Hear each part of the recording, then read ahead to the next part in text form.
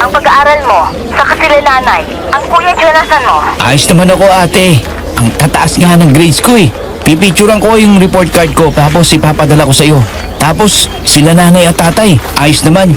Ayun, palaging problema nila si Ate Ingrid. Tapos sino pa ba? Si Kuya Jonathan. Ayos naman siya. Nagkausap pa kami bago ako umuwi dito sa probinsya eh. Simula na rin kasi ng bakasyon namin. Miss na miss ka na daw ni Kuya eh. Ikaw ate, kumusta ka na dyan? Mabuti nga at naisip mong mag-chat. Kayong dalawa lang ni tatay ang palagi nangungumusta sa akin. Sila nanay at ate, hindi mo lang nakaalala. Maliban na lang kung may gusto ipabili o magpapadala ng pera. Kaya nagdesisyon akong umuwi na.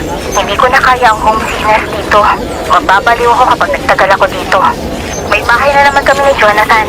Pagkatapos ng kasal namin, magtatayo na lang kami ng negosyo at dyan na lang ulit ako magtuturo. Sige ate, kung saan ka magiging masaya. Ako naman eh may scholarship at malapit na rin naman ako makapagtapos. Makakatulong na ako sa iyo. Kailan mo ba balak umuwi? Sa isang buwan, pero huwag ka maingay ha. Gusto kong sorpresahin si Jonathan, saka si tatay. Ikaw na lang sumundo sa akin sa airport. Oo ba? Yun lang pala eh. Siya nga pala ate, kumusta ka raw sabi ni Kuya Andrew? Yung binatilyong out of school youth na tinulungan mo makapag-aral uli. Successful na siya. Ngayon eh, siya na ang tumutulong sa mga batang hindi nakakapag-aral. Hinihintay niya nga raw ang pagbabalik mo. Talaga? Wow, ang galing naman. Excited na ako makita ulit kayong lahat.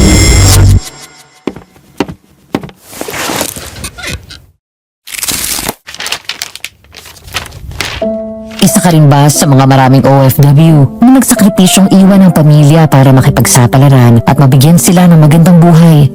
Paano kung sa iyong pagbabalik, sa halip ng ngiti at maligayang pagsalubong ay isang masakit na katotohanan ang bumati sa iyo? Kung kayo po ay nakaka-relate sa tanong, halina't magkwentuhan tayo sa comment section. Dear Aswang Diaries and Madam Venus, isang magandang araw sa inyo at sa bumubuo ng inyong programa. Tawagin niyo na lang po akong Elisa. Isa po akong teacher. Nang magkaroon ng oportunidad sa Japan ay nakipagsapalaran ako doon at nagtrabaho rin bilang guro. Sa kabila ng malaking kinikita ko at sa kagandahan ng lugar, hindi naging sapat yun para manatili ako doon ng matagal. Na-homesick ako. Halos maapektuhan ang trabaho ko. Miss na miss ko ang pamilya ko, ang bahay namin at ang boyfriend ko. Pero sa kabila nito ay nagtiis ako hanggang sa makaipon ng malaki-laki at napaayos ang bahay namin. Sunod naman ay bumili ako ng bahay para sa amin ni Jonathan, ang boyfriend ko. Dahil ang plano namin ay magpakasal na kami pag uwi ko.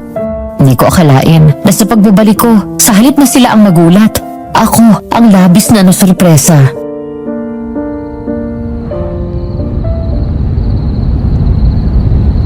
O kumusta biyahe mo ate? Ayos naman. Ang haba lang ng pila sa immigration. Doon ako nagtagal eh. Ano nga palang paalam mo kina mama? Sabi ko may lakad kami ng tropa ko. Katakot-takot nga ang paalam ko kay nanay para madala itong kotse eh. Buti nakalusot ka. Sa tulong ni tatay. Alam mo naman yung si nanay, pinagdadamot tong sasakyan. Gusto niya, sila lang ng paborito niyang anak ang gagamit. Paano pinagdadamot? Kapag hinihiram ko, palaging ayaw ibigay. Pero kapag sila mag-ina ang lalakad, kahit sa bahay lang pupunta, nakakotse pa. Kung makapagbihis at makaasta, akala mo mahihaman. Lalo na yan si ate, ang mamahal ng mga damit. Puro namang hingi sa'yo ang pinambibili. Ngayon, matututo na siya magtrabaho. Pagod na akong buhayin sila. Ayokong mamatay ng maaga nang ako yung ubos. Alam ko naman na kapag dumating ang araw at ako naman ang nangangailangan, hindi ko sila maaasahan. Speaking, nakauwi na ba ang kuya mo galing sa trabaho? Trabaho? May bagong trabaho si kuya? Anong bago? Doon pa rin sa dati. Yung online tutor office beast? Hindi ko alam. Ang alin? Akala ko alam mo. Sabi kasi ni Kuya Jonathan, sinabi daw niya sa'yo na wala na siyang trabaho. Tinanggal siya. Ano? Kailan pa? 1 taon na. Ha? Bakit hindi niya sinabi? Ewan ko dun. Hindi na kami masyadong nagkakausap nun eh. Minsan lang. Nung bago pa ako umuwi sa probinsya, lagi lang yung nagkukulong sa bahay ninyo.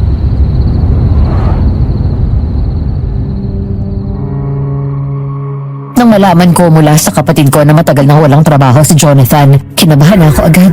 Pero pilit ko yung isinasantabi ng mga sandaling yun. Ayoko kasing masira ang plano ko sa pagsurpresa sa kanila, lalo na kay Jonathan. Ilang sandali pa, sa wakas ay nakarating na rin ako. Ang bahay na nabili ko ay malapit lang dito sa bahay ng parents ko. Kaya una ko nagpahatid sa bahay namin ni Jonathan. Dahan-dahan kong sinara ang pinto ng kotse pagbaba ko. Doon pa ako dumaan sa pinto sa likod ng bahay dahil nakalakang pinto sa harap at sarado ang bintana at nakababa ang mga kurtina. Hanggang sa hawakan ko ang doorknob at napahinto ako sa narinig ko mula sa loob. Dalawang pamilyar na boses ang narinig namin ni Ferdy doon. Hindi sila nagtatawanan, hindi sila nag-uusap. Mas lalong hindi sila nag-aaway o nagsisigawan. Ang mga boses na yun ay umuungol, kumahalinghing habang sinasambit ang pangalan ng isa't isa. Parang may sariling buhay ang kamay ko na pinihit ang doorknob. Sabay tulak ko ng malakas at pasok sa loob. Elisa? Elisa, babe! Anong kababuyan to? Hayop kayong dalawa! Napakawalang yamo, ate!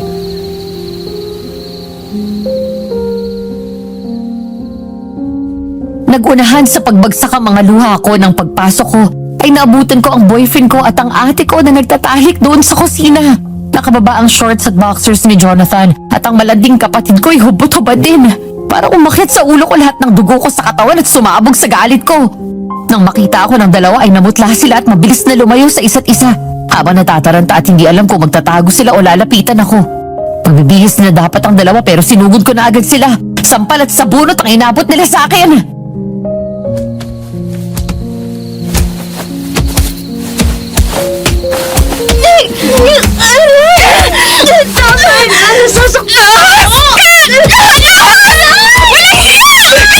Tama na! Tama na! Isa ka pa! Babe, hindi ako seryoso sa kanya. Tinukso lang ako ng ate mo! Nagpatukso ka naman! Babe, makinig ka muna sa akin. Mali ang iniisip mo! Animal ka! Hayop! Anong mali? Ang lakas ng ungol nyo! Nakatuwad sa lamesa yung malanding kapatid ko at nakababa yung pantalon mo! Daig nyo pa ang aso sa kababuyan nyo! Tapos sasabihin mo mali ang iniisip ko!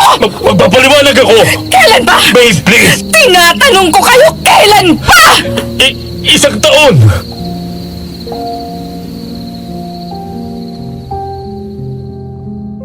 Natawa ako ng paghak, Madam Venus. Di ko may larawan sa salita ang sakit na nararamdaman ko ng mga sandaling yun. 5 taon na ang relasyon namin. Magkaklase kami nung college at magkaibigan. Si Jonathan ang kasama kong bumuo ng pangarap. Malang araw magpapakasal kami. Kaya nga ako bumili ng bahay at kotse para sa amin. Pero sa isang iglap biglang gumuho ang pangarap ko na yun. At ang masakit pa, ang ate ko na pinapakain ko sa mga palad ko ay siya pang dahilan ng lahat.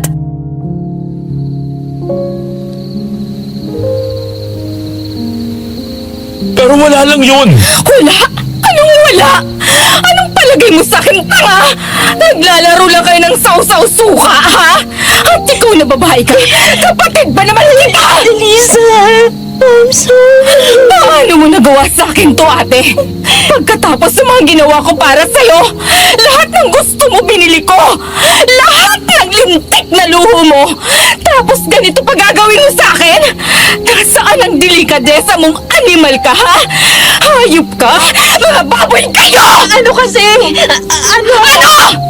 Hindi ka makapagsalita? O baka naman kinati ka kaya kay Jonathan ka nagbakamot? Halos lahat binigay ko sa'yo! Akong bumubuhay sa'yo! Ang kapal na mukha mo! Palamunin ka na nga! Nakuha mo pa akong ahasin! Elisa, huminahon ka muna! Walang hiya ka, ha? Honey! Huwag mong saktan sila! Wala kang utang na loob!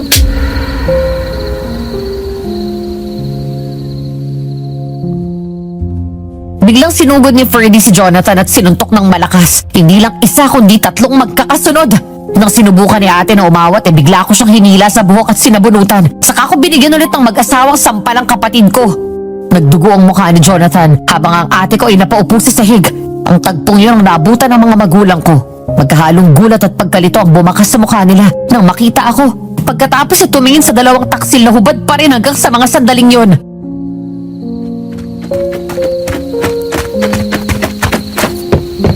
Anak, anong ginagawa mo dito? Anong nangyayari dito? Yang paborito mong anak, yang malanding anak nyo, at itong magaling na boyfriend ko, naaabutan kong gumagawa ng kababuyan dito mismo sa sarili kong pamamahay. Umuwi ako nang hindi nagsasabi sa inyo para sorpresahin ko kayo. Pero ako palang magugulat. Totoo ba yun, Ingrid? Tinatanong kita, totoo ba yun? Opo. Walang hiya ka! Hindi ka ba nahihiya sa kapatid mo? Siya na ang nagpapakapanganay na dapat ikaw ang gumawa. Tapos ganito pang gagawin mo? Gani, wag mo saktan ang anak Tumahimik mo! ka! Isa ka pang babae ka. Kaya nagkaganito itong anak mo ay dahil na rin sa'yo. Masyado mong inispoil. Matanda na yan, walang maayos na trabaho. Tapos ganito pang gagawin. Hindi ba kayo nahiya kay Elisa? Babe, patawarin mo ako. Maniwala ka sa akin. Hindi ako seryoso sa kanya. Isa ka pang hayop ka. Dalawang anak kong tinuhog mo!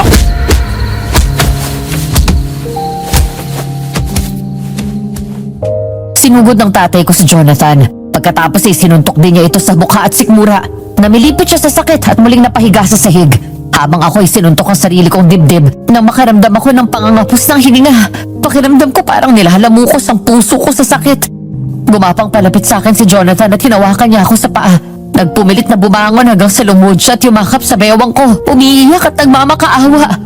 Tinulak ko si Jonathan. Nang hindi ako binitawan nito ay hinila siya ni Ferdy palayo sa akin.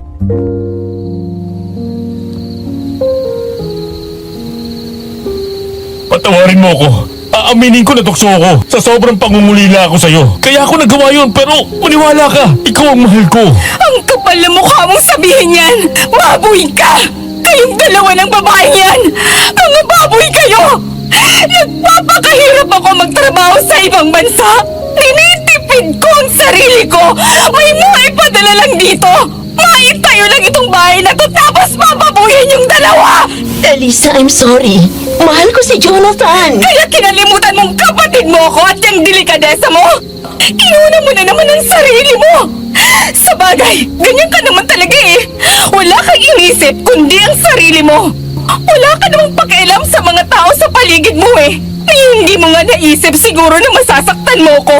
Diba? Kasi wala kang utak! Elisa, wag mong sigawan ang kapatid mo. Baka nakakalimutan mo mas matanda pa rin siya sa'yo. Yun nga na eh! Mas matanda siya sa akin! Pero ang utak niya ay hindi ginagamit! At wala akong pakialam kahit mas matanda pa siya! Dahil ako ang nagpapalamon dyan! Patawarin mo na sila. Kalimutan mo na lang ang nangyari. Total naman eh. Sandali nga! Kanina ko pa kayo napapansin ah! Nung sinabi ko may relasyon ng dalawang to, hindi ka nagulat! Ibig sabihin, alam mo ang ginagawa nila? Ha?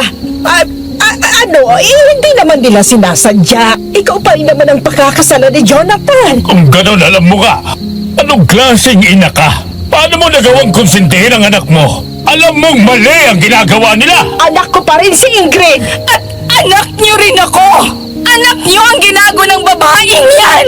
Bakit kung makapagsalita kayo, si ate lang ang anak niyo? Paano naman ako, Nay? Elisa, anak, hindi ganun yun. Ganon yun, Nay! Dahil palagi kayong ganon! Ako ang nasaktan! Ako ang niloko! Ako ang tinraidor tapos si ate pa rin! Ano ba naman kayo? Elisa, huminahon ka na. Baka kung anong mangyari sa'yo.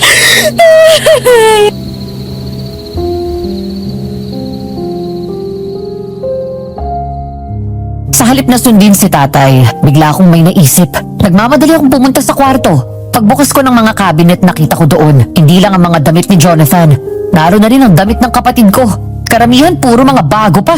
Ang lahat ng yon ay binili ni Ate Ingrid gamit ang perang pinaghirapan kong kitain sa ibang bansa. Kinuha ko ang mga damit ni Jonathan. Pagkatapos ay tinapon ko ang lahat sa labas ng bahay.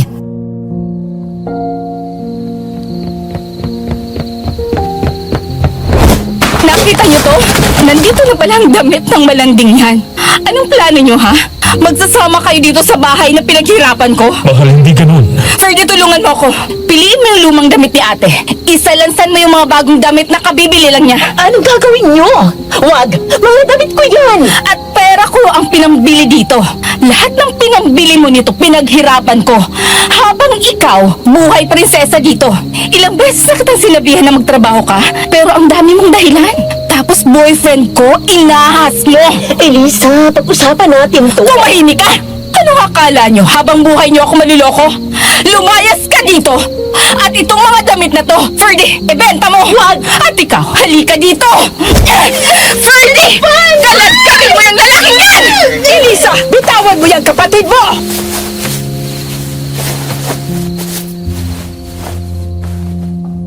Nang mga sandaling yon ay tuluyan ang nagdilim ang paningin ko habang paulit-ulit na nagre-replay sa utak ko ang tagpong inabutan ko. Bigla akong nilapitan si ate at sinunggaban sa buhok. Kinaladkad ko siya palabas ng bahay. Wala na akong pakialam kung nakahubad pa siya nun. Habang si Jonathan naman ikinakaladkad din ni Ferdy. Pagdating sa labas, itinulak ko silang dalawa sa kalye, kung saan marami pang mga kapitbahay na nakatambay sa labas. Kinuha ko sa kapatid ko ang mga damit ng dalawa at hinagis ko.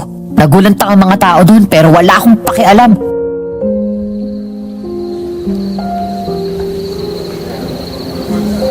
Lumayas kayo sa pamamahay ko! Huwag niyo ditong gawin ang kababuyan niyo! Babe, patawarin mo ako! Mula ngayon, hiwalay na tayo! Hindi ka lang manluloko! Sinungaling ka pa!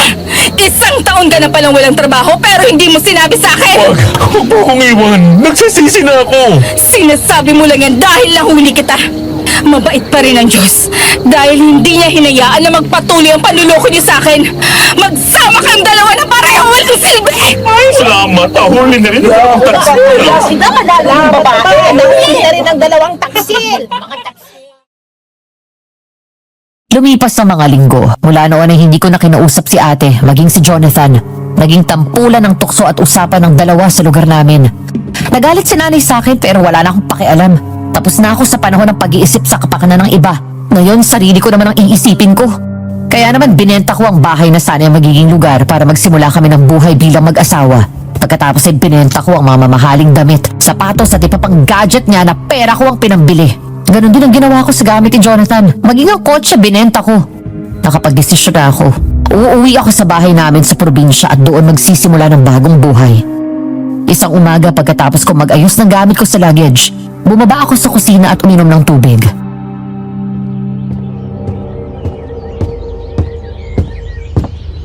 Elisa, kailan ang balik mo sa Japan? Hindi na po ako babalik. Nag-resign na po ako. Ano? Paano ang kabuhayan natin dito? Ano paano? Ayan at may negosyo naman tayo. Maganda naman ang kita nitong shop natin. Pero sayang naman ang kita mo doon. Kung kayo lang ng tatay ang susuportahan ko, ayos lang sa akin. Si Ferdy, wala naman akong problema sa kanya dahil hindi naman yun abusado. Pero kung kasama kong bubuhayin niya anak niyo, hindi na. Pagod na ako, Nay. Nagpapakahirap ako magtrabaho doon. Kulang na lang ay hindi na ako kumain para maipadala dito. Tapos ganun ang aabutan ko. Stable naman na ang negosyo niya ni tatay. Sarili ko naman ang iisipin ko. Dahil ayokong dumating ang panahon na pati ako ay maubos.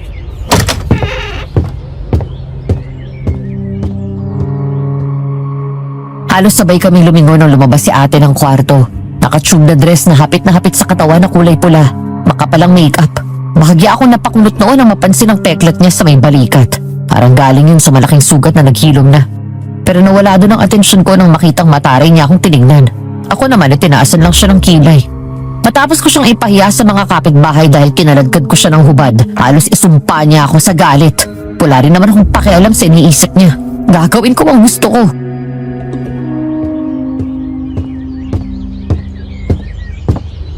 Nay, naalis na ako. Nasa susi ng kotse. Elisa, anak. Baka naman pwede. Ano yung buyer ng kotse at kukunin niya na yan? Hindi mo na pwedeng gamitin. Ano? Bakit mo binenta? Dahil gusto ko. Hindi mo man lang ako tinanong. Bakit? May ambag ka ba dyan? Kotse ko yan. Pera ko ang pinambili. Sa akin nakapangalan. Kaya gagawin ko ang gusto ko. Paano ako aalis niyan? Wala ka bang paa? Hindi ka ba makakapaglakad? Hindi ka naman invalido. Visit! Mas buwisit ka. Tama na yan. Tumigil na kayong dalawa. Ikaw, Ingrid, tangga na naman pupunta. Sa kalip na magtrabaho ka, wala kang ginawa kundi magpunta sa bar. Nakakapagod dito sa bahay. Nay, pahingi akong pera. Anak, pasensya ka pero wala akong pera eh. Elisa, anak. Baka pwedeng bigyan mo muna ang ate mo. Ay hindi po. Hindi ko bibigyan yan. Napakatanga ko naman para gawin yon. Pagkatapos ng ginawa niya sa akin, kung gusto niya mag-party, matuto siyang magtrabaho. Hindi yung daig pa niya yung anak ng may-ari ng malalaking malls. Alam mo, ang yabang mo. Kesa naman palamunin na, ahas pa! Anong sabi mo? Sige, lumapit ka! Subukan mong saktan ako! Magkakaroon ka talaga ng part 2! Mapapahiya ka na naman! Nayo!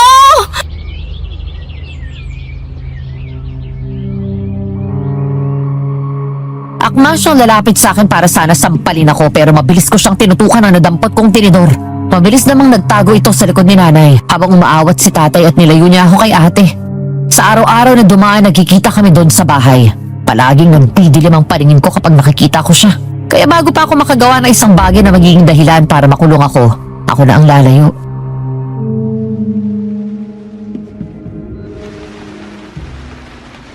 Elisa, sumusobra ka na! Masyado ka na mabagbataas! Nay naman! Talaga ba? Ako pa talaga? Kalimutan mo na yon! Ang simpleng bagay lang nun! Masyado mong pinalalaki! Hindi tamang inaalipusta mo ate mo na ganito! Ay wow! Alipusta talaga! Nay! Niloko ako nitong anak nyo! Pinagtaksilan nila ako! At alam nyong may nangyayaring hindi tama pero kinonsinti nyo! Anong simple doon? Eh ano gusto mo? Saktan ko ang anak ko? Bakit, Nay?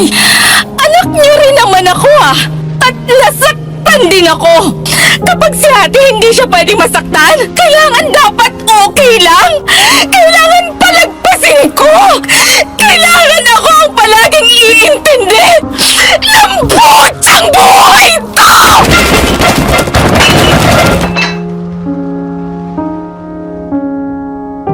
Sa sobrang galit ko, Madam Venus, dinampot ko ang mga pinggan sa mesa at binasag ko ang mga ito. Pagkatapos humagulgol ako ng malakas. Bata pa lang kami ay paborito ng anak ni nanay si ate. Kapag kay ate Ingrid, lahat binibigay niya. Kami ni Ferdy laging tinitipid o pinagdadamutan. Kaya sa murang edad, nagpakapangalay ako para sa amin ni Ferdy. Minsan ko nang tinanong si tatay kung ampun ba kami ng bunso namin dahil sa ibang trato sa amin ni nanay.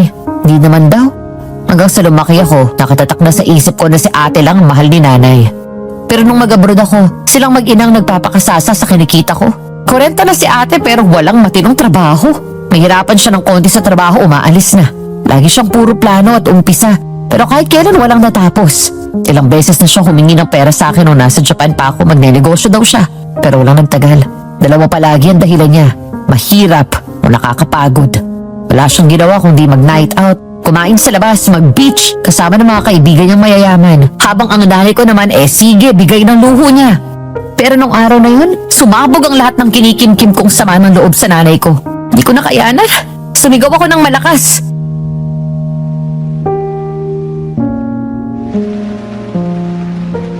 Mula pagkabata namin wala na kayo inintindi kundi siya. Pero kapag sa akin, sa amin ni Ferdy, okay lang na masaktan kami.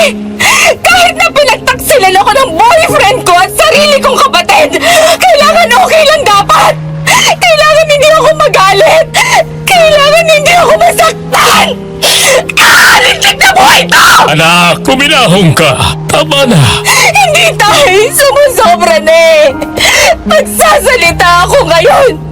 Umalis ako para mabigyan kayo ng magandang buhay. Pero kahit kailan, ni minsan na hindi kayo nangumusta sa akin. Alam niyo man lang palagay ko. Anak, kumusta ka na ba? May sakit ka ba? Pagod ka ba? Mag-ingat ka lagi! Pero wala! Kahit kailan hindi ko narinig yun sa inyo! Nagchat-chat lang kayo kapag maghihingi ng pera! Elisa, kailangan ng ate mo ng ganito! Elisa, bili mo naman ang bagong cellphone ng kapatid mo! Elisa, kailan ka magpapadala? Partida kapag na-delay ang padala ko, galit na galit kayo! Akala mo may krimen na akong ginawa! Gano'n! Nanunumbat ka na! Sinasabi ko lang po na may favoritism kayo! Sinasabi ko lang na si ate lang ang mahal nyo! Nagiging anak lang naman ang tingin sa akin kapag nagpapadala ako ng pera sa inyo Anak! Sandali lang! Hindi ganoon! Hindi po, Nay! Ganun yun! Dahil bata pa lang ako, pinumulat niyo na sa akin na si ate lang ang mahal nyo! Matagal na kitang sinasabihan na tigilan mong pag-spoil sa anak mo. At ikaw, Ingrid, hindi ka ba nahihiya? Pagkatapos ng mga ginawa mo, may gana ka pang kumanyan. Pinapalamon ka rin ng kapatid mo tapos nagawa mo yun sa kanya. Galit na galit ka dahil pinatulan ako ni Jonathan? Palibhasa, napaka-boring at manang mo. Kasalanan ko ba kung mahina sa tuksong lalaking yon?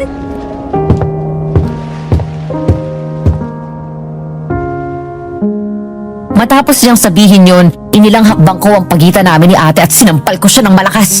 Sinubukan itong gumante, pero nasasalag ko ang kamay niya. Sinubukan akong awatin ng tatay at nanay ko pero wala silang nagawa nang hinablot ko ang buhok ni ate. Pagkatapos kinuha ko ang basang-basahan na nadampot ko sa mesa, saka yun pinunas sa mukha niyang natatakpan ng makapal na makeup. Doon ko lang napatunayan na malakas pala ako. Dahil kahit anong piglas ni ate at awat sa akin ng mga magulang ko, wala silang nagawa. Hanggang sa kumalat ang makeup nito sa mukha niya, sabay sampal ulit sa mukha nito.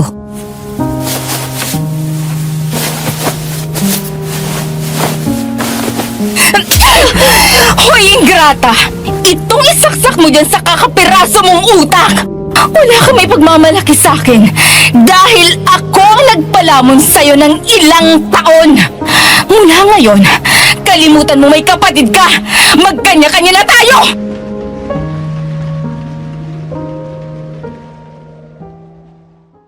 Medyo malungkot akong pumasok sa bahay. Dumiretso ako sa kusina at kumuha ng tubig sa refrigerator saka ininom yun. Napalingon siya nang pumasok ang tatay niya mula sa pinto, papunta sa likod ng bahay.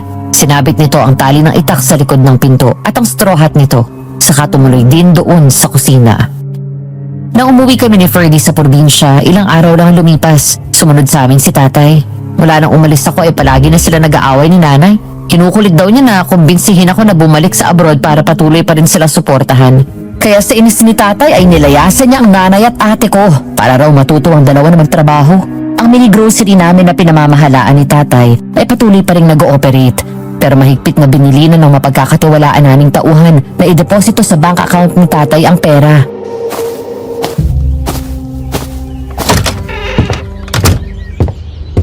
Oh, kumusta ang lakad mo? Wala pa rin eh. Nagkataon na wala raw hiring ng teacher sa mga schools dito. Puno na raw ang slot nila. Huwag kang masyadong mag-alala, anak. Nagsisimula na ako sa kuprahan ng ninong Damian mo. Umayag siya na makikisosyo tayo sa kanya. Sabi niya, tutulungan na daw niya tayo hanggang sa kaya na nating magsolo. Tapos may papasok pa naman sa ating kita galing doon sa grocery. Tay, sa tingin mo ayos lang si nanay at ate doon? Wala silang matatanggap na kita galing sa grocery. Ay, sus, pabayaan mo ang dalawang buruhildang yon. Wala nung umalis ka, buhay reyna yung dalawang yan. Walang ginawa ang dalawang yan kundi ang lintik na sumba na yan. Hindi naman pumapayat. Buhay mayaman. Akong nahihiya sa'yo eh. Kailangan nilang matutong magtrabaho. Kasalanan to ng nanay mo. Masyadong inispoiled ang ate mo. Kung gusto nilang kumain ng maayos, kailangan na nilang gumawa ng sarili nilang diskarte. Kung sa ganitong paraan sila matututo, handa ko silang tiisin. Teka, pabalik tayo sa pinag-uusapan natin. Anong plano mo? Huwag ka na kaya muna magtrabaho, anak. Maayos naman ang kinikita ko ngayon. May ipon ka naman. Magpahinga ka muna. Ilang taong ka rin walang tigil sa pagtatrabaho. Nandun ako tayo. Pero hindi naman ako magtatrabaho para lang sa pera. Gusto kong libangin ang sarili ko. Kapag wala akong ginagawa, naalala ko lang ang kataksilan ng dalawang yun. Hindi rin naman kita masisisi. Hindi ka na ba kinukulit ng lalaking yon? Anong hindi? Ngayong umaga nga lang ho, nakailang tawag at text na si Jonathan eh. Oh, nandito na pala yung kapatid mo.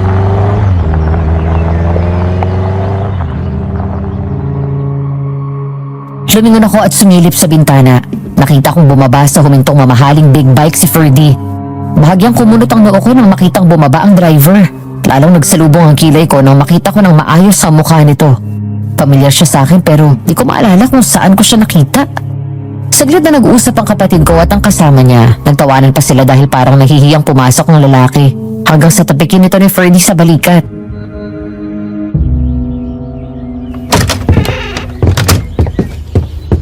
Tay, ano oras uuwi si ate? Uy, ate, andito ka na pala. Ano po? Kani-kanina pa, bakit? May kasama ako eh. Magandang tanghali po. Mano po? Ay, kaawaan ka ng Diyos. Sino ba itong kasama mo? Nandito po siya para makausap si ate. Ako? Hi, Ma'am Elisa. Hi, saan nga ba kita nakilala? Mama ko to, si Andrew. Yung out of school youth na tinulungan niyo makatapos ng pag-aaral.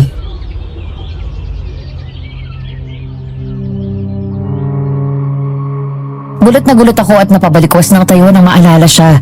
Tiningnan ko siya mula ulo hanggang paa. Di ko siya nakilala dahil sa laki ng pinagbago nito. Ang dating payatot, rakista kong pumorma at maangas ang dating. Isa ng disenteng binata. Ang gwapo, lalaking lalaki. Matipuno ang katawan, clean cut ang buhok, kayumanggi, nakabaong na pantalon at polo shirt na itim at naka-jeans.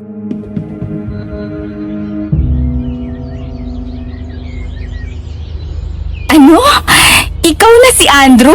Oh my gosh! Kamusta ka na? Mabuti naman. Ikaw, ma'am. Ayos naman. Noong nakagraduate ako ng college, hinanap ko kayo. Pinuntahan ko agad kayo para ipakita yung diploma at medal ko. Kaso, nag-abroad ka pala? Oo. 10 taon ako nagturo sa Japan. Halos kakauwi ko lang. 1 buwan na rin ang nakalilipas. Ay, halika. Maupo ka. Salamat po. Mula nang nakasama ko siya sa part-time job ko, palagi ka na niyang tinatanong sa akin, ate. Naku, nakaka-proud ka naman. Ate, ano na palang nangyari sa in-apply mo? Walang bakante eh. Kailangan ko nang magtrabaho kahit ano na muna. Habang wala pang bakanting opening para sa mga teachers. Sayang nga, wala pang linya ng internet dito sa atin. Kung meron lang sana, mag-online tutor na lang sana ako. Nandito man ako sa bahay, at least may ginagawa ako at nalilibang. Trabaho? May opening sa pinapasukan namin ni Ferdy, konduktora. Talaga? Sige, sana ako mag-a-apply. Sigurado ka, ate. Wala ka namang experience eh. Wala ka bang tiwala sa akin? Sa Japan, hindi lang ako nagtuturo doon. Tuwing day off, minsan may part-time job din ako. Kahit ano pinapasok kong trabaho. Kaya ko yan. Para pa naging teacher ako kung hindi ako mabilis matuto. Hayaan mo, gati mo, Freddy. Para hindi niya maisip ang kataksilan ng dalawang yon. O paano? Magpapahinga na muna ako dito sa kwarto. Sige po, tay. Ate, Jonathan tumatawag. Sagutin mo. Sabihin mo patay na ako. Sorry. Huwag mo nang pansinin yan. Kwentuhan mo ako. Kamusta ka na?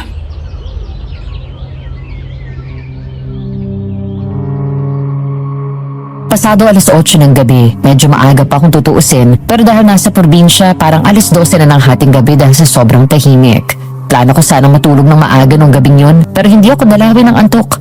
Habang nanonood ng basketball games si Ferdy at si tatay sa TV, ako naman ay lumabas ng bahay para magpahangin at para na rin sumagap ng signal. Abala ako sa pagpipindot ng phone nang may isang pumaradang big bike sa harap ng bahay. Napangiti ako nang makita si Andrew.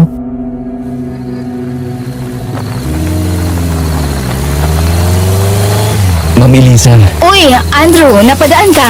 may ibibigay lang ako ng gani. Pasok, nasa loob sila. Nanonood ng basketball. Salamat.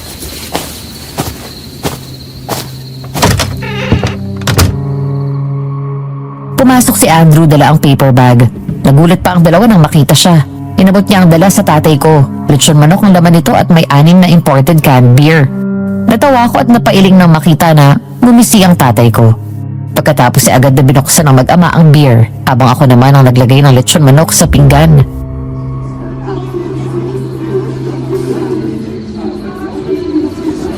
Salamat ulit dito at nag-abala ka pa.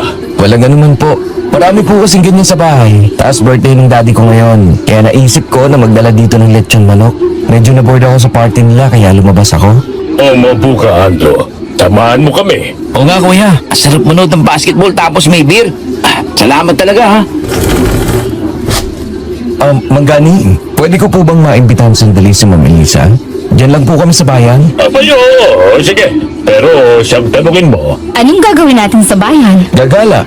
Maganda doon kapag ganitong gabi, lalo na at biyernes. Oo nga, ate. Sumama ka na. Mabuti yun para malibang ka. Halika, ma'am. Oh, sige. Magbibihis lang ako.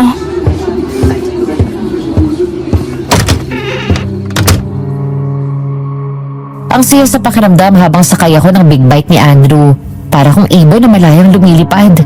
Kung pwede lang tangayin ang hangin ng lahat ng nararamdaman kong sakit. Dinala ako ni Andrew sa kainan na may overlooking night view ng syudad. Mataas kasi ang lugar namin at ang paligid ay bundok at kagubatan. Kaya kitang-kita doon ang mga karatig bayan. Umorder siya ng beer at ako naman cocktail. Pagkatapos ay beef nachos.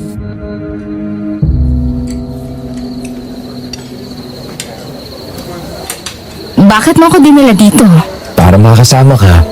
Alam mo bang matagal na akong naghihintay na bumalik ka? Sabi ko kapag nagkita tayo ulit, mabawi ako sa'yo. Eto naman no. Para namang sinagip ko ang buhay mo. Ganun din ang ginawa mo. Binago mo yung buhay ko, Ma'am Elisa. Kung hindi dahil sa'yo, hindi ako magiging matino. Pagulang ko nga sumuko sa akin, kaya pinabayaan ako. Pero ikaw, naniwala ka sa akin na kaya ko magbago. At hindi ka bumitaw. Alam mo, nang ipinakita mo sa akin ang achievements mo, sobrang proud ako sa'yo. Yung makita ka lang na maayos na ang buhay, sapat na sa aking bayad yun. Hindi para sa akin. Dahil ngayon nandito ka na, ako naman ang bahala sa'yo.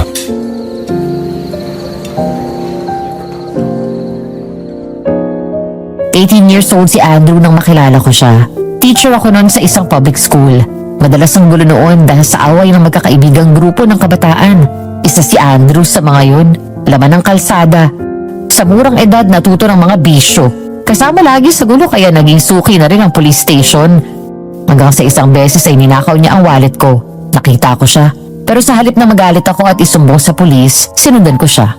Mabuti na lang at walang laman yun dahil ang nakuha niya ay ang lumang wallet ko. Hindi ko siya pinagalitan o sinermonan, basta niyaya ko siya. Sabi ko, lilibre ko siya. Nagugutom na raw siya kaya dinala ko sa karinderya.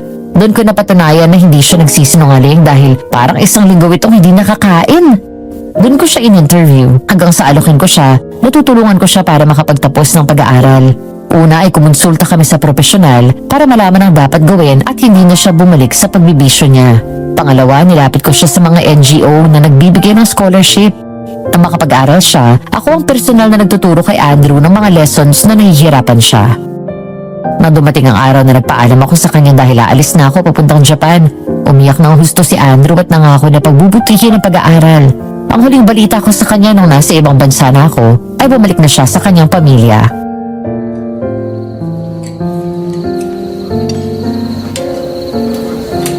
Grabe, binatang-binata ka na. Hindi kita halos nakilala. May girlfriend ka na o asawa? Wala pa. Hinihintay nga kita eh. Loko, para mo na akong ate. Saka, ang alam ko, 7 years ang tanda ko sa'yo. Eh ano naman, yung iba nga dyan, 15 years pang age gap. Sige, sasabihin ko na sa'yo ang sikreto ko. Noong panahon madalas tayo magkita, tinutulungan mo ako sa mga lessons ko. Crush na kita noon. Ang totoo, mahal na kita noon at ikaw ang first love ko. Hindi ko magawang magtapat sa'yo dahil teacher ka, estudyante mo ako. Bata pa ako noon eh. Kaya tsak natatawanan mo lang ako at hindi mo seryosohin. Kaya pala ganun na lang iyak mo nung magpaalam ako sa'yo. Broken hearted kaya ako nang malaman ko na nagka-boyfriend ka. Kaya sinubukan kitang kalimutan. Nakailang girlfriend din naman ako. Minahal ko rin naman sila. Pero noong nagkita ulit kami ni Ferdy dito, nagtanong ako sa kanya tungkol sa'yo. Pinakita niya sa akin ang mga pictures mo. Ewan, hindi ko rin maintindihan eh. Parang bumalik lahat ng nararamdaman ko sa'yo. Lalo na nang nakita kita kanina. Ang totoo, dahilan ko lang yung beer. Hindi talaga ako mapakali sa bahay. Gustong gusto kitang makita ulit. Tapos yung ganito, kakasama ka na tayong dalawa lang. Sinabi na rin pala ng kapatid mong nangyari sa'yo. Ayoko na sana isipin, pero hindi ko maiwasan minsan. Tutulungan kitang kalimutan yung ugok ko ngayon. Walang kwenta yun. Ako na lang. Kaya kitang alagaan. Pwede na ba ako maligaw sa'yo, Elisa? At Elisa na lang ang tawag mo sa akin, ha? Ang pangit naman kapag tinawag kitang ate o ma'am. Para masanay ka na kapag tayo na. Hoy, ang bilis sa utak mo, ha? Patatanong mo pa lang sa akin kung pwede kang maligaw tapos yung tayo agad ang sinasabi mo dyan. Pero hindi ko alam kung ready na ako. Hindi naman kita mamadaliin. Hindi rin kita kukulitin. Hayaan mo lang ako nandito sa tabi mo. Okay lang naman siguro. Single lang naman ako. Ayoko naman magmukmuk sa bahay at umiyak na umiyak. Tama. Pag-enjoy ka lang. Kainin na nga natin to. Pagkatapos ito, iikot pa tayo.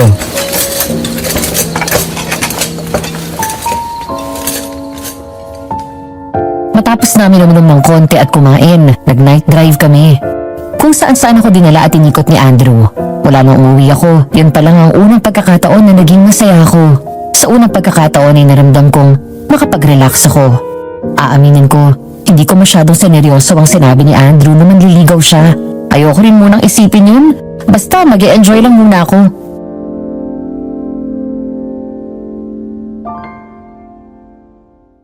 Pasado 10:00 na ng gabi na magdesisyon kaming umuwi na. Hanggang sa biglang mag-break si Andrew at halos bumagsak kami na may biglang babaeng tumawid.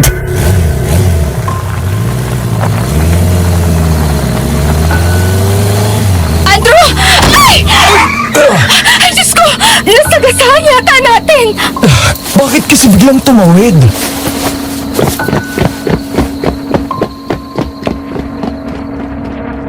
Mahagip na motor ang babae.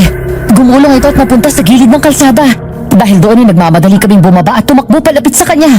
Konti lang naman ang nainom ni Andrew, kaya alam kong maayos niyang nakikita ang dinaraanan namin. Yung babae yung biglang lumabas sa gilid ng kalsada at tumod kung kailan palapit na kami. Kahit alam naman namin na hindi siya ang may kasalanan, hindi pa rin nawala ang pag-aalala sa mukha ni Andrew. Naabutan namin ang babaeng nakadapa. Mahaba ang kulay puting damit nito. Mahaba rin ang buhok at nakatabing sa mukha niya.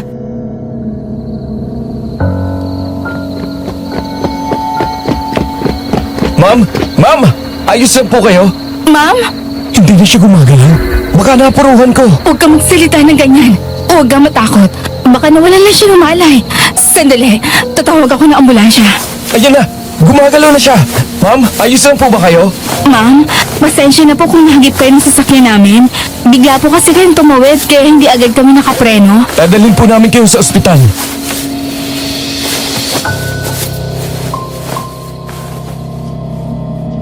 Hindi ko na ituloy ang plano ko nang biglang kumilos ang babae. Nabumangon siya, agad namin siya inalalayang tumayo. Doon ko lang napansin ang kakaibang amoy ng babae. Mabaho siya. Masangsang ang amoy na parang pinaghalong patay na daga at naagnas na bangkay. Ang balat niya ay magaspang na parang nanuluyo na. Ang mga kuko niya sa kamay ay nangingitim sa dumi at mahahaba. Isang tingin pa lang, halatang nakakamatay na yun. Higit sa lahat ay may mahinang tunog akong naririnig mula sa kanya. Nagkatinginan kaming dalawa ni Andrew ng tila parehong tumatakbo sa isip namin. Ma'am, ayos lang po kayo? Elisa! Oh, Atras! Lumayo ka sa kanya! bakit? Basta layo! Hindi taong nabangga natin! Takbo, Elisa! Diyos ko! Ano yun? Aswang! Kailangan nating makalis agad dito! Elisa! Malapit na kami sa motor nang maabutan kami nito. Sinunggaban ako ng aswang sa buhok at kinila. Napasigaw ako! Nagwala! Pero mahigpit niya akong hinawakan sa ulo at balikat. Saka ako makakagatin ng leeg ko. Mabilis na kumilos si Andrew. Sinuntok niya ito ng malakas, kaya ako nabitawan. Mabilis ako nagtago sa likuran niya. Nang muling sumugod ang aswang, sinalubong niya yon ng malakas na sipa. Nagtaka ako na may kinuha siyang military knife. Inikot niya ang crossbody bag niya sa likod. Kunin mo yung asin dyan sa loob ng bag ko! Oo! Ibato mo sa kanya kapag lumapit! Oh, okay! Umalis ka na dito kung ayaw mong patayin kita!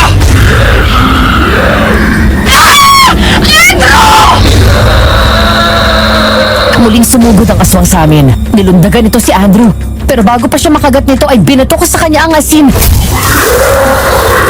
Muli itong bumagsak sa sahig. Si Andrew naman ang sumugod at nagawa niyang saksakin ito sa leeg.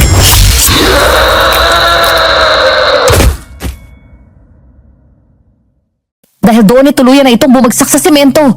Hingal na umatras kami ni Andrew na may mga kalalakihan na dumating at lumabas mula sa kakahuyan. May mga dalang sibat at sulo.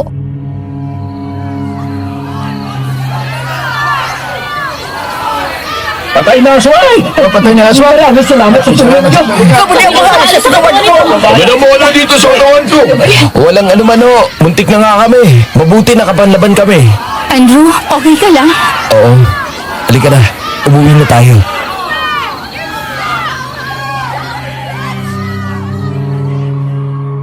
Tinuloy ko ang pag-a-apply sa bus company bilang konduktor. Kahit na may ipon ako, ayoko maging kampante at maghahanap ako ng trabaho kung kailan pa ubos na ang pera ko. Matapos ang training ko ay sumabak na ako sa unang biyahe ko bilang konduktor. Nanibago ako nung una. Medyo natataranta at madalas nawawala ng balanse. Kapag kailangan kong puntahan ang mga pasaherong magbabayad at umaandar ang sasakyan, nakakahilo ng una.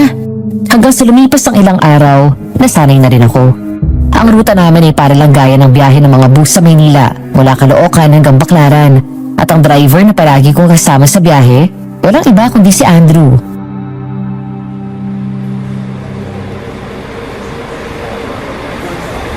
Terminal na tayo! Yung mga bababa dyan! Miss! Yung bag mo, naiwan! Galing yan. Naman! Sabi ko sa inyo eh, kaya ko to. Sanay na ako! Hindi ka ba nahihilo kapag dumatayo ka at naglalakad habang umaandar? Nung una, pero mandali naman ako nasanay. Huwag mo akong alalahanin. Oh, paano? Ready? Isang biyahe pa, tapos garahe na. Sige lang. Ngayon lang ako nag-i-enjoy sa trabaho ko dito dahil ang ganda ng konduktor ko. Nga pala, ikaw ha? Bakit hindi mo sinabing kayo pala ang may-ari nitong bus company? Kung hindi ka pa tinawag na anak ni Sir Mac. Wala lang. Sa tingin ko lang naman, hindi naman importante yun. Tsaka mas gusto ko na tingnan ako ng tao bilang regular na empleyado. Hindi pa naman ako ang namamahala nito eh. Sandali nga. Magtatawag na ako ng pasahero. Maluwag pa! Maluwag pa! Diretso terminal! Oh, pasok ate. Marami pang bakanting upuan sa likod. Pasok lang. Handa na ho ng pambayad. Saktong pamasahe lang ha.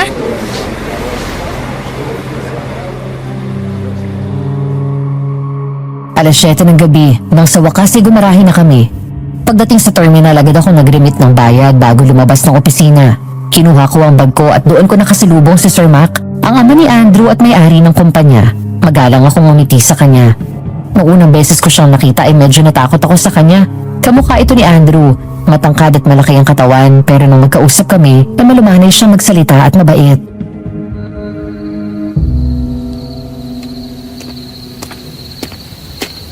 Good evening, boss. Good evening. Kumusta ang biyahe? Ayos naman po. Nasasanay na. Mabuti kung ganon. Nang malaman kong teacher ka, ay hindi ako makapaniwala. Pero pinabilib mo ako. Madali mong natutuhan ang trabahong karaniwang para sa mga lalaki. Kaya pinagmamalagi ka ni Andrew. Ang bilis mo raw na matuto. Nako, salamat po. Ako dapat ang magpasalamat sa iyo, Elisa. Inabi sa akin ng anak ko na ikaw daw ang teacher na tumulong sa kanya noon. Napakalaki ng utang na loob ko sa iyo. Kung hindi dahil sa iyo ay hindi magbabago si Andrew. Aaminin ko na malaki ang pagkukulang ko sa kanya. Napabayaan ko siya noong magkahiwalay kami ng mami niya. Huli na nang malaman ko na nagre-rebelde na ang anak ko. Hindi ko na siya maawat. Ang akala ko, kapag pinabayaan ko siya sa kalye at naranasan niya ang hirap, ay magtitino siya. Pero hindi. Sa ginawa ko ay lalo ko siyang tinulak sa magulong mundo. Kaya nagulat ako nang umuwi siya sa bahay. Nagpakumbaba siya. Humingi siya ng tawad sa akin. Sinabi niya na nagbabagong buhay na siya. Ipinagmalaki pa niya na bumalik na siya sa pag-aaral at ang mataas niyang mga grado. Mula noon ay hindi na siya bumalik pa sa dati. Mabuti na lang talaga at nakilala ka niya. Kaya't maraming salamat, Ma'am Melissa. Wala po yun, sir. Ang importante po ay nagbago siya. Napakalaki nga ng pinagbago ni Andrew. May malasakit siya sa kapwa niya, lalo na sa mga bata. Marami na siyang natulungan ng mga kabataan na nilapit niya sa NGO para mabigyan ng scholarship. Mga kabataan na gaya niya dati. Palagi niya sinasabi sa akin na ikaw daw ang nagturo sa kanya noon. Hindi ko alam na ganun kalaking bagay ang ginawa ko noon para sa kanya. Ang gusto ko lang naman po talaga ay makapagtapos siya. Siya nga pala, nabanggit na ni Andrew ang nangyaring pagsugod sa inyo ng aswang. Oo nga po eh. Magsabit ka ng mga bawang sa bintana at latagad mo ng asin ang bintana ninyo para hindi makapasok. Halos dito ako lumaki bago lumipat sa Maynila ang buong pamilya namin. Wala namang ganyan dati. Hindi ko rin alam kung saan sila galing. Para silang mga kabuting sumusulpot. Hindi naman sila marami dito. Pero sa pagkakaalam ko, kalat sila hindi lang sa probinsya. May ilan din sa mga syudad. Tandaan mo, huwag mong hahayaan na makagat ka nila. At ito, isuot mo palagi itong kwintas. Kapag sinugot ka ng aswang at nakita niyang suot mo yan, lalayo siya sa iyo. Opo, salamat po. Dad, hatid ko lang po si Elisa. Mag-iingat kayo ha. Opo, thank you, boss.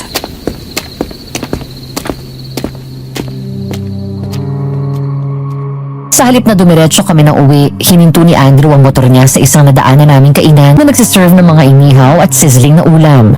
Bigla akong nagutom nang maamoy ang iba't ibang niluluto nila doon. Dahil diretso ang biyahe namin, saglit lang kaming kumain kanina. Kaya naman gutom na gutom kami. Habang naghihintay kami, panay ang kwento ko, mga experience ko sa mga pasahero buong araw. Habang daldal ako ng daldal, si Andrew naman nakapangalumbaba at nakatingin lang sa akin.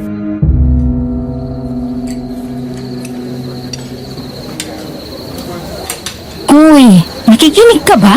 Oo naman. Sige nga, anong sabi ko? Sabi mo, inis na inis ka doon sa isang pasahero dahil kung paano ka tingnan. Akala mo inuubaran ka.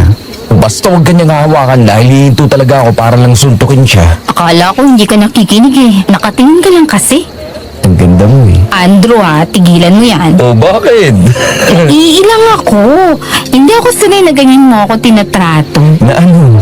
Kung paano taratuhin ng isang lalaki ang babaeng gusto niya. Well, sanayin mo na dahil pasasagutin kita. Pero, mas bata ka. Wala akong pakialam. Mahal kita, Elisa. Mas kaya kitang alagaan kesa sa ex mong siraulo. Hindi naman yun dati kitang estudyante. Exactly. Dati. Hindi na ngayon. Ibang Andrew na ang kaharap mo ngayon, Elisa. Hindi na akong batang nakilala mo noon na walang direksyon sa buhay. Hindi na ako yung dati na laman ng kalye, riot at presinto. I'm a changed man. And it was you who changed me. Kaya kitang panindigan.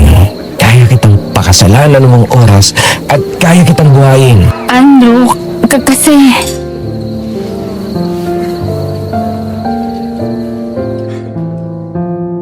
Hindi ko na ituloy ang sasabihin ko nang kunin niya ang kamay ko na nasa ibabaw ng mesa at kinuhakan yun.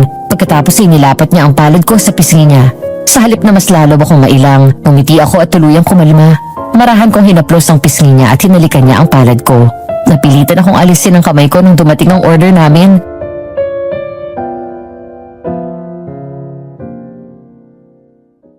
Tatlong ulam ang in-order niya. Inihaw na pusit, sizzling sisig at malaking pork chop. Nasundan ko siya ng tingin nang tumayo siya at tumabi sa akin. Daig ko pa ang prinsesa kung asikasuhin niya.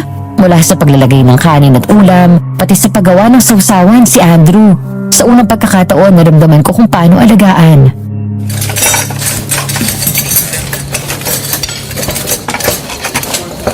Mamaya na kita lalambigin. Kumain na muna tayo at alam kong gutom ka na rin. Buti na lang, day off natin bukas. Makakapagpahinga tayo.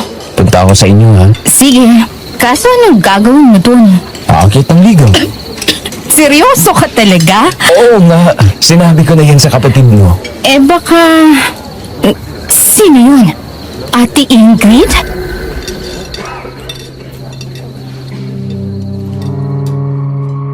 Hindi ko na ituloy ang sinasabi ko na mapalingon ako sa labas ng kainan.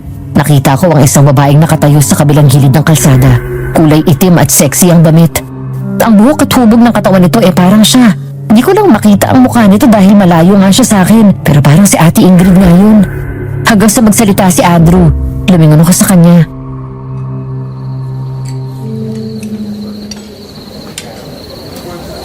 Elisa, anong sabi mo? Yung babae sa kabila, nakatingin siya dito. Kamukha ng ate ko. Wala naman eh. Ha? Hindi, nandun siya. Nawala nga. Pero may tao talaga dun eh. Baka namamalik mata ka lang. Ubusin na natin to bago pa lumamig. Pagkatapos, ihatid na kita.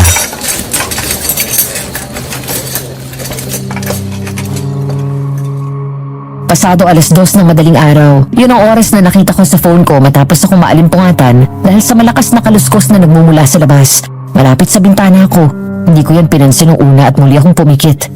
Nakakatulog na ako, pero ilang sandali pa, muli akong dumilat na marinig ko na naman yun. Doon ko lang napansin na parang palapit ng palapit ang tunog na yun. Parang may naglalakad sa ibabaw ng mga tuyong dahon, pabalik-balik.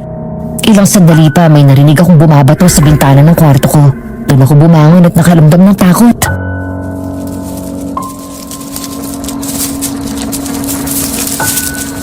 Ferdy? Tay? Sino ba yan? Ate, ikaw ba yung maingay?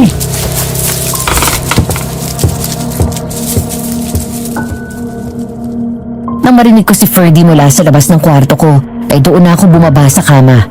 Nagtatakang binuksan ko ang pinto dahil ang akala ko, siya yung nasa labas. May pagkapilo kasi yung kapatid ko.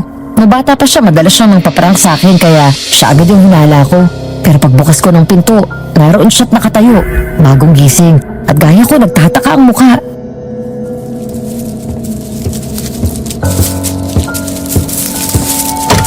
Hindi ikaw yung nagkukutkut sa labas? Paano ako? Eh nakita mong nakatulog na ako ng maaga. Eh, sino yun? Ha? Ano ate? Ano yun? Eh hindi kaya... Hindi, imposible. Paano nangyari na inapatay na yun? Ate, saan ba nanggagaling yun? Sa labas sa bintana.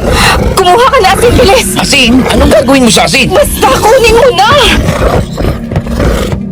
Nagmamadaling pumunta sa kusina si Ferdy habang ako naman ay lumapit sa bintana at tigil-hining akong hinawi ang kurtina. Wala doon. Isa lang ang hinala ko dahil minsan ko lang narinig yun. Isang aswang. May umaaligid na aswang sa bahay. Pero nagbigay yun ng malaking katulungan sa isip ko. Nakita ko mismo kung paano namatay ang aswang. Bit-bit pa to ng mga lalaking dumating nung gabing yun. Kaya parang makakarating ang aswang doon. Maliban na lang kung hindi lang isang aswang. Hanggang sa... Ate! Ferdy! Anong nangyari? Ah! Ferdy! Tay! Tulong! Lumayo ka sa akin mo lang yaka! Papatayin ko kayong lahat. Mga walang kwenta. Lumayas ka dito! Lalo ka ng babae ka. Ikaw ang uunahin kong patayin. Ano bang nangyayari? Elisa, anak! Pagdating ko sa kusina ay naabutan kong bukas na ang pinto papunta sa likod ng bahay. At nasa loob na ang aswang at inaatake ang kapatid ko. Agad akong tumakbo palapit at dinampot ang kawaling nasa ibabaw ng mesa at hinampas yun sa aswang. Nabitawan ito si Ferdy at hinarang ko ang sarili ko sa kapatid ko. Kaya sa akin nabaling ang atensyon niya. Inatakay ako ng aswang. Nakawakan niya ang kamay ko at inagaw sa akin ang kawali at hinagis yun. Pagkatapos sinakal ako na mahigpit. Kaya naparuhod ako hanggang sa mapahiga ako sa sahig. Hinawakan ko siya sa leeg at sinakal ko. Maya-maya nga, nagising na si tatay. Agad nitong sinipa ng malakas ang aswang. Nawala ito sa ibabaw ko, kaya agad akong nakatayo. Ang asin, Ferdy! Matuhin mo siya! Hayop ka! Lumayas ka dito!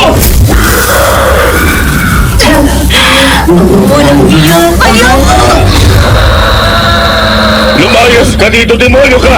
At layuan mo ang mga anak ko! Ganyan ka naman talagang matanda ka. Walang ibang magaling sa'yo, kundi ang dalawang yan. Sino ka ba talaga? Ako ang magiging bangungot nyo simula ngayon. Nang muling sumugod ang aswang, bigla kong kinuha ang itak sa lagayan nito at saka ko sinaksak yun sa tiyan niya.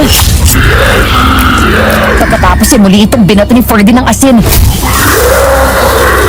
Napaatras ako nang subukan akong sunggaban ng aswang at nahila ko ang itak mula sa kanyang katawan.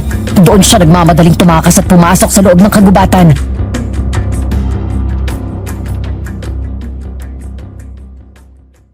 Nanginginig ako sa takot na nabitawan ng itak. Agad lumapit sa akin si tatay at yumakap ako sa kanya.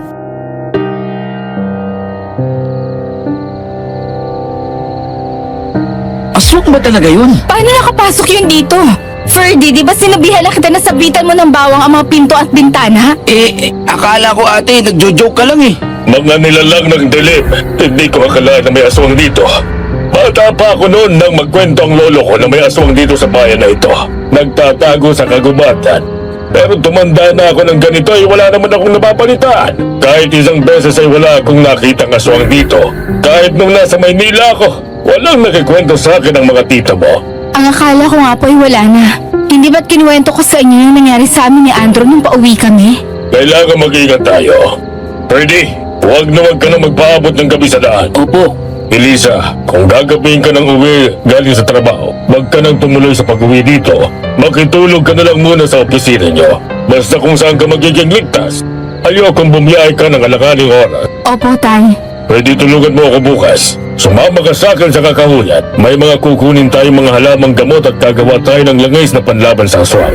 Tapos ilabas mo na yung mga bawang. Gumawa kayo ng isasabit natin. Opo, itay.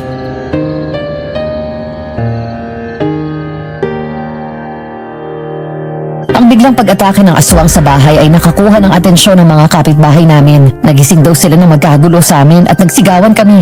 Doon namin sinabi ang nangyari. Hindi lang pala kami ang sinubukang pasukin ng aswang, maging ang ilan pa sa mga kapitbahay namin. Mabilis kumalat sa lugar namin ang balita tungkol sa aswang. Ang lahat ay nagsabit ng mga bawang sa kanilang bahay.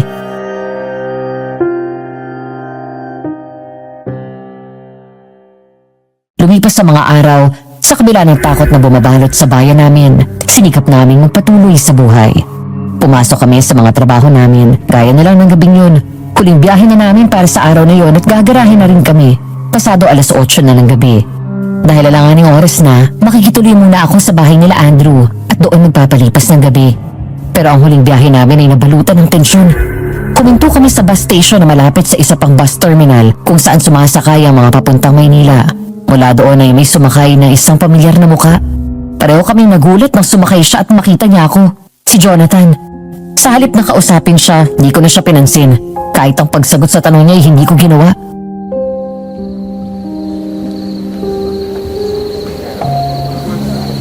Elisa? May bakanting upuan sa likod. Sir, ma'am, huwag niyo pong paupayin na bag niyo. Marami pa pong sumasakay. Anong nangyari sa'yo? Bakit konduktora ka na ngayon? Saan ho ang baba niyo? Sa terminal. 35. Pakitago na lang ng ticket, oh. Hep! May bababa! Elisa, sandali lang. Nagtatrabaho ako. Hindi mo ba nakikita?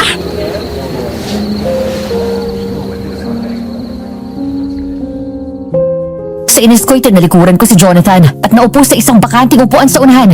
Hindi ko masabi kay Andrew dahil abala ito sa pagmamaneho.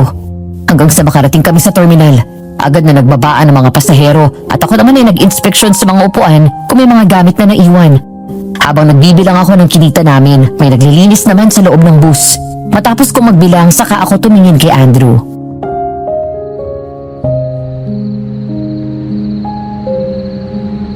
Nandiyan si Jonathan. Jonathan? Yung ex mo? Oo. Paano yun? Anong paano? Eh di kakausapin ko. Hindi ko naman siya pwedeng takasan habang buhay.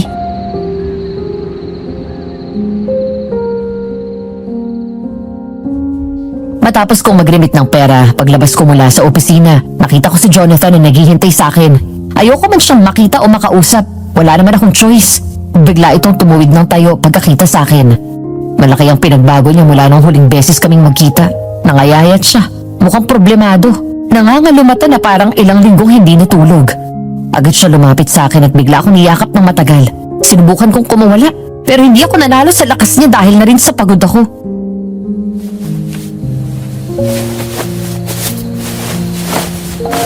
Babe, miss na kita. Patawarin mo na ako. Jonathan, ano ba? Isang pagkakataon lang, nagmamakaawa ako. Bitiwan mo ko.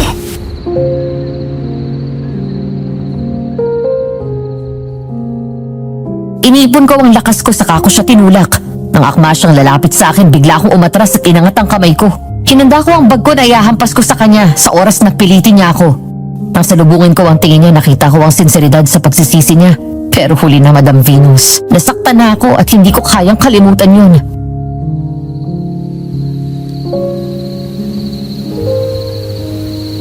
Diyan ka lang. Huwag mo ako lalapitan. Mag-usap naman tayo ng maayos oh. Anong ginagawa mo dito? Bakit ka pa pumunta dito? Para sa'yo, gusto kong magkaayos tayo, Elisa. May isa lang akong gustong malaman. Minahal mo ba si Ate Ingrid? Hindi ko siya mahal. Oo, aaminin ko. Ginamit ko lang siya para mapawi ang init ng katawan ko. Pero yun lang yun. Alam yun ng kapatid mo. Gusto kong patunayan sa'yo na seryoso ako nung sinabi kong magbabago na ako. Bigyan mo lang ako ng isang pagkakataon. Nagmamakaawa ako. Kung wala lang yung sayo, sa akin hindi. Dahil sa letseng init ng katawan mo, kinalimutan mo ang pangako mo sa akin mo na ako lang at hindi mo ako sasaktan. Ngayong napawi ang init na yan, worth it ba? Na ang kapalit ng kalokohan mo ay ang buhay at pangarap nating sinira mo! I'm sorry. Wala kayong takot na pagtaksilan ako. Dahil ang akala nyo, hindi ko malalaman. Gagawin niyo pa ako mukhang tanga? Sige nga, Jonathan. Paano tayo magkakaayos? Kung sa tuwing naririnig ko pala ang pangalan mo, ay ang kababuyan niyo ng kapatid ko ang naaalala ko. Paano kita bibigyan ng pagkakataon kung sirang-sira na ang tiwala ko sa'yo? Jonathan, hindi mo pa rin ba naiintindihan ang ginawa mo sa akin? Tinraidor mo ko. Hindi mo ako binigyan ng respeto.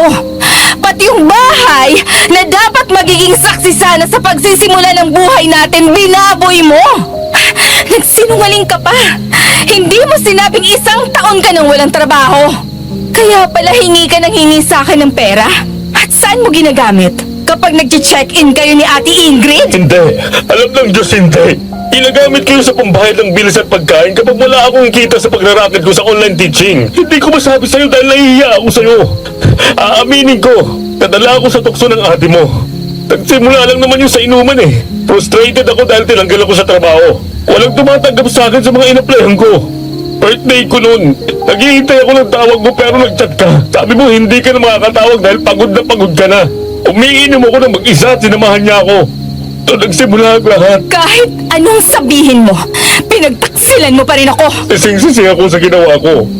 Handa akong gawin ang lahat para lang mapatawad mo ko, Elisa. Hindi ko kayang mabuhay na wala ka. Pwede ba?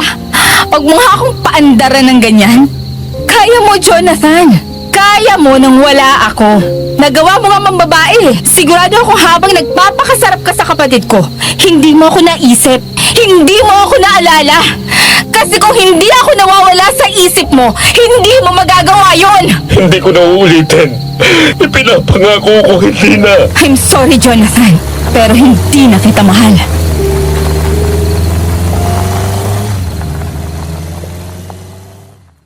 Halos sabay kaming napalingon ni Jonathan nang dumating si Andrew. Sakay na ng motor nito. Bumaba ako at lumapit. Kinuha niya ang bag ko mula sa akin sa hinawakan ng kamay ko. Nakita ko ang gulat sa mukha ni Jonathan. Hindi ko binawi ang kamay ko. Sa kabila nito ay pinakilala ko pa rin silang dalawa sa isa't isa.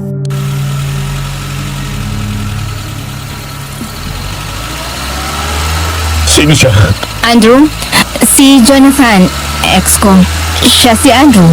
Kasama ko sa trabaho at Nanliligaw. Pero pwede mo na rin sabihin na exclusively dating kami. Totoo ba yun? oo. Kaya please, bumalik ka na lang sa Maynila dahil wala ka nang aasahan sa akin. Nakakita mo yung maliit na hotel na yon? Mura lang dun pare. Dun ka na lang magpalipas ng gabi. May mga kainan din dito sa paligid. Bumili ka muna ng pagkain mo bago ka mag-check-in. Delikado dito ngayon, Jonathan. Huwag ka nang lalabas kapag malalim na ang gabi. Halika na Elisa, umuwi na tayo. Nagdadala si Dad na masarap na ulam para sa atin.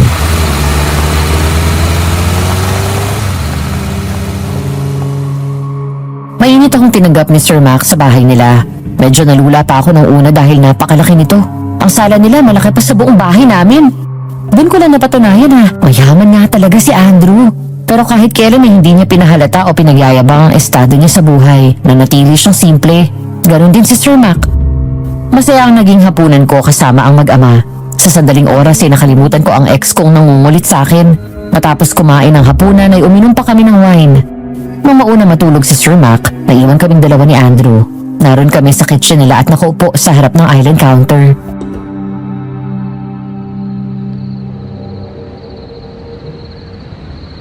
Yung ex mo, mabait ba siya sa'yo nun?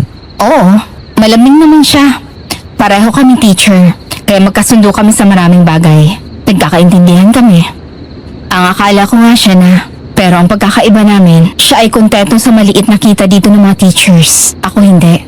Marami akong pangarap. Sariling bahay, sasakyan, negosyo. Ang mabigyan ng magandang buhay ang pamilya ko. Kaya nagdesisyon ako mag-abroad.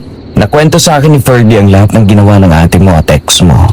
Pati ang paglulustay ng kapatid at nanay niyo sa pera mo. Hindi ko alam kung saan ako nagkamali, Andrew. Hindi ko alam kung kulang pa ba yung 10 taon na inilaan ko ang buhay ko para suportahan sila. O baka nasobrahan ako. Ang tanging gusto ko lang ay gumanda ang buhay namin pareho. Si Jonathan, siya ang inaasahan ko para maging pahinga ko. Pero tinraidor nila ako. Saan ba ako nagkulang? They don't deserve you, Elisa. Para sa akin wala kang pagkukulang. Sumobra pa nga eh. Kung may pagkakamali ka siguro, masyado kang nagmahal. Masyado kang nagtiwala. Pero sa bagay, sino nga bang mag-aakala na gagawin yun ng ate mo sa'yo? Gusto ko nang kalimutan ang lahat, Andrew. Pero hindi ko alam kung paano. Minsan, nakikita ko pa rin sa panaginip ko ang pangyayaring yun. Hindi ko makalimutan kung paano hinayaan ng nanay ko. Nalukohin ako ng sarili kong kapatid. Ang problema mo sa nanay mo at ate mo, wala akong magagawa doon. Dahil kahit baliktarin natin ang mundo, pamilya mo pa rin sila. Pero sa ex mo, may magagawa ako. Lahat ng atensyon, pagmamahal at pag-aalaga na hindi niya naibigay sa'yo, ibibigay ko sa'yo ng doble. Hindi para may patunayan ako sa'yo, kundi yun ang deserve mo. Hanggang sa makakalimutan mo siya at ako na ang mahalin mo. Alam mo, dahil consistent ka, nawawala na yung image mo sa utak ko na ikaw yung binatilyong rakista na palagi naghahamon ng away. Kung ano ka ngayon, yun na yung tumatanim sa isip ko. Yung sweet, mabait, malambing, at pogi na kulit na manliligaw. Yes! Finally! Hindi na ako totoy sa paningin mo. Salamat, Andrew. Ang laki na naitulong mo mula nung nagkita tayo ulit. Hindi lang sa trabaho, but also emotionally and mentally. Nakakalimutan ko lahat ng problema ko kapag kasama kita. Kung dati tinulungan mo ako na makaahon sa bisyo at baguhin ang buhay ko, ngayon, ako naman. Hindi ko hahayaan na umiyak ka ulit dahil lang sa lalaking yon.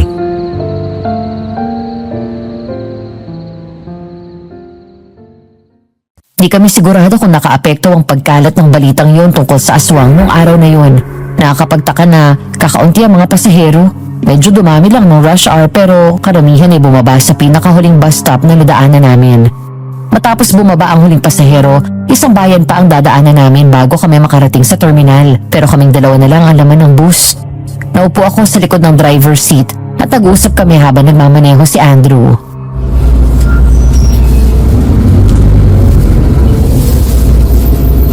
Ang dalang ng mga pasahero ngayon ha. Oo nga eh. Bakit kaya?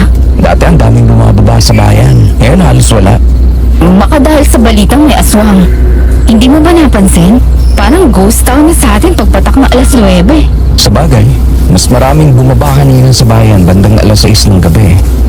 Garayan na tayo. Gabi na rin naman. Papasundo nila ako kay tatay. Sa bahay ka na raw tumuloy. Tinawagan ako ni Manggani. Ayaw niyang ihahatid kita sa gabi tapos uuwi ako mag-isa. Delikado daw bumiyahe na wala akong kasama at baka harangin ako ng aswang. Kaya hatid na lang kita bukas ng umaga. Sakto, day off natin. Okay.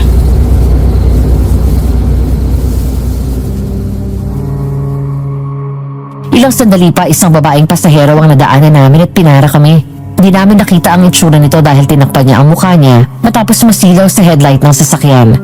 Nang buksan namin ang pinto, tumayo lang ito ng matagal doon. Nagkatinginan kami ni Andrew nang hindi ito pumasok. Mahabang kulay puting long sleeve ang damit nito na nangingitim sa dumi at natuyong putik. Nakatungo at natatakpan ng mahaba nitong buhok ang mukha. Nang sumampa ito sa bus, doon lang namin nakita na nakapaalang siya.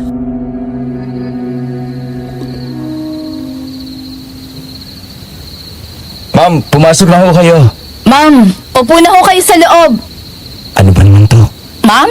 Miss? Ate? May problema ho ba? Elisa, atras. Yung tunog na yun. Takbo sa likod dahil hindi tao yan.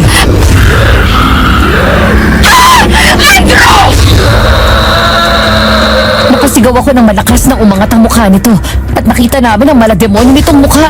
Nalilisik ang mga mata niya nang pinukul ako ng matalim na tingin. Ang bibig niya ay puno ng matalas na pangil. Kulubot at maitim ang kanyang balat. Bago pa ako makatakbo ay agad akong sinugod nito. Agad siyang nasipa ng malakas ni Andrew, kaya nawalan nito ng balanse. Pero nakakapit siya sa handrail at muling umakyat sa bus. Agad akong umatras habang si Andrew ay kinuha ang tubo na nasa gilid ng driver's seat. Palagi daw yung nandun para daw may pangdepensa ang mga driver sakaling may ganitong trouble sa daan. Kinarang niya rin ang sarili sa akin habang humahakbang ang aswang palapit. Nang maalala ko ang gamit ko, agad kong kinuha yun sa lagayan ng mga gamit sa taas. Hindi ka masasaktan. Basta ibigay mo sa akin ang pagpalang yan. Magkamatayan na, pero hindi mangyayari ang gusto mo. Hanggang ngayon talaga? Nasa iyo pa rin ang swerte, Elisa. Bakit mo ako kilala? Bakit mo ako ginugulo? Masarap pala sa pakiramdam na makita kang parang mangmang na walang alam. Napakasarap mong paglaruan. Sino ka ba talaga? Hindi nito sinagot ang tanong ko at basta nalang sumugod sa amin. Mabilis kaming napaatras hanggang makarating kami sa dulo. Hinampas ni Andrew ng tubo sa ulo ang aswang at sa iba pang parte ng katawan nito ng paulit-ulit. Habang ako naman ay nagmamadaling kinuha ang pinabaon ni tatay sa akin na langis. Ayon sa kanya, mabisa daw yung panlaban. Nang kunin ko yun sa bag, nakita kong kumukulo yun. Binuksan ko ang takip, saka sinaboy sa kanya ang laman. Sumigaw ang aswang na para bang totoong kumukulong mantika ang tumapon sa kanya. Para tong napaso ng langis. Kaya sinabuyan ko pa siya ulit. Sinamantala yun ni Andrew. Tinulak niya ito papunta sa unahan ng bus gamit ang tubo hanggang sa tumama ang likod nito sa windshield ng bus. Nakita kong bumuo ng dulo ng tubo sa balat nito pero hindi sapat para masaksak siya. Hanggang naalala ko ang screwdriver na laging dala ni Andrew sa toolbox niya. Agad kong kinuha yun, saka mabilis na sinaksak ito sa dibdib. Hindi nga ang babae ka. Hindi ko alam kung sino ka. Pero wala akong naalala may ginawa akong masama sa kapwa ko. Kaya lumayas ka dito. Kampo ng demonyo! Itong tatandaan mo, Elisa. Papalitin kita. Hindi ako titigil hanggang hindi mo sisira ang buhay mo. Lumayas ka dito sa Pasko! Lumayas ka sa buhay ni Elisa! Matapos kong saksakin ng aswang, sinubukan siyang itulak ni Andrew palabas ng bus. Pero bago ito makalabas, nagawa nitong kapitan sa braso niya. Kaya nasugatan siya ng mahabang kuko nito. Dahil doon ay sinipa niya ng malakas ang aswang. Nasa wakas ay nahulog na ito sa bus. Mabilis kong pinindot ang kulay green na button at agad nagsarado ang pinto. Bumangon ang aswang at kinalampag ang pinto. At nagpumilit pa rin makapasok. Hanggang sa may dumating na kalalakihan na may sibat at sulo. Doon pa lang tumakbo ang aswang papunta sa kagubatan.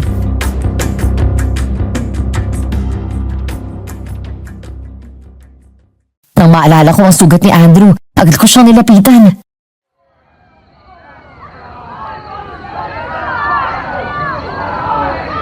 Elisa, ayos ka lang? Oo, pero ikaw, may sugat ka. Huwag kang mag-alala. Kalmot lang naman to. Mas importante na hindi niya ako nakagat. First aid. Sandali, maupo ka muna. Binasa tayo ng hal. Hindi, ngayon na.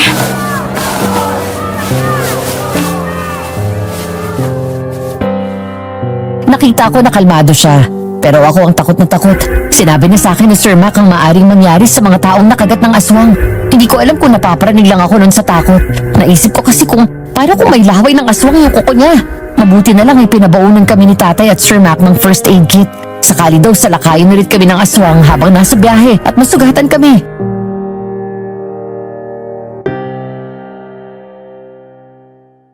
May tubig siya nilagay sa isang mineral water bottle na mula sa pinagpakuluan ng dahon ng bayabas. Sabi ni Sir Mac, hugasin ko daw ang sugat gamit yon. Pinahiran ko ito ng langis na ginawa ni Tatay. Mabisa rin daw yon para gumaling ang sugat. Pagkatapos ay may tinapal akong dahon. Sabi rin ni Sir Mac na mabisa daw yun at madaling gagaling ang sugat. Makukontra pa raw nito ang bakterya na mula sa maraming kuko ng aswang. Saka ko binalot ng malinis na panyuko ang sugat niya.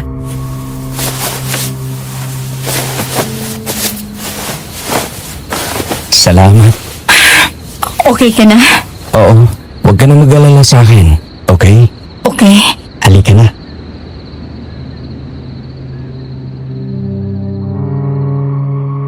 Eksaktong paglabas ko sa opisina na abutan ko si Andrew na naghihintay sa motor. Umiti siya sa akin at sinalubong niya ako. Saka kinuha ang mga gamit ko mula sa akin. Pero natigilan siya nang makitang muli si Jonathan. Nakatayo siya sa harap ng hotel na tinutuluyan niya. Naninigarilyo habang nakatingin sa amin. Sinundan ni Andrew ang tingin ko. Nang makita niya rin ang ex ko ay humawak siya sa bewang ko. Bahagya akong nabigla nang halikan niya ako sa gilid ng labi.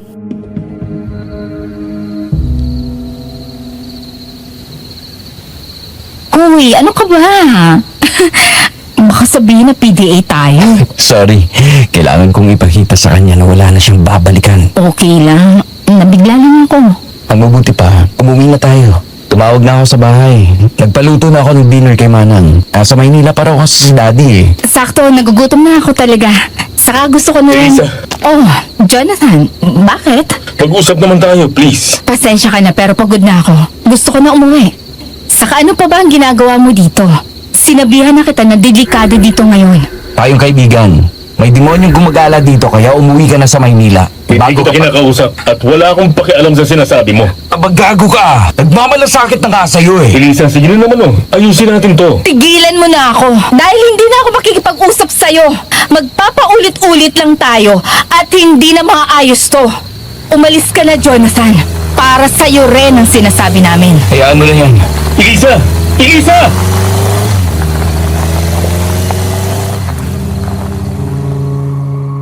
Pagdating namin sa bahay, agad kong nilagay sa refrigerator ang mga pinamili namin ni Andrew na iluluto mamayang gabi. Nagkataon na walang tao doon. Nasa trabaho pa kasi sina Ferdy at Tatay.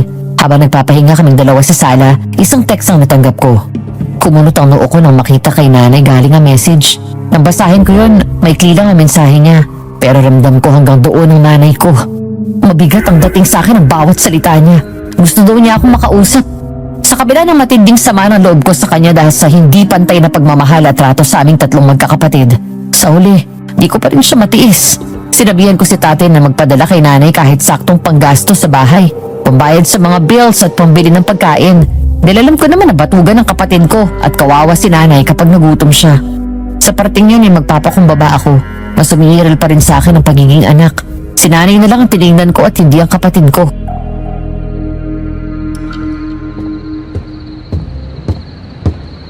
Oh, bakit? May problema ba? Oo, wala naman.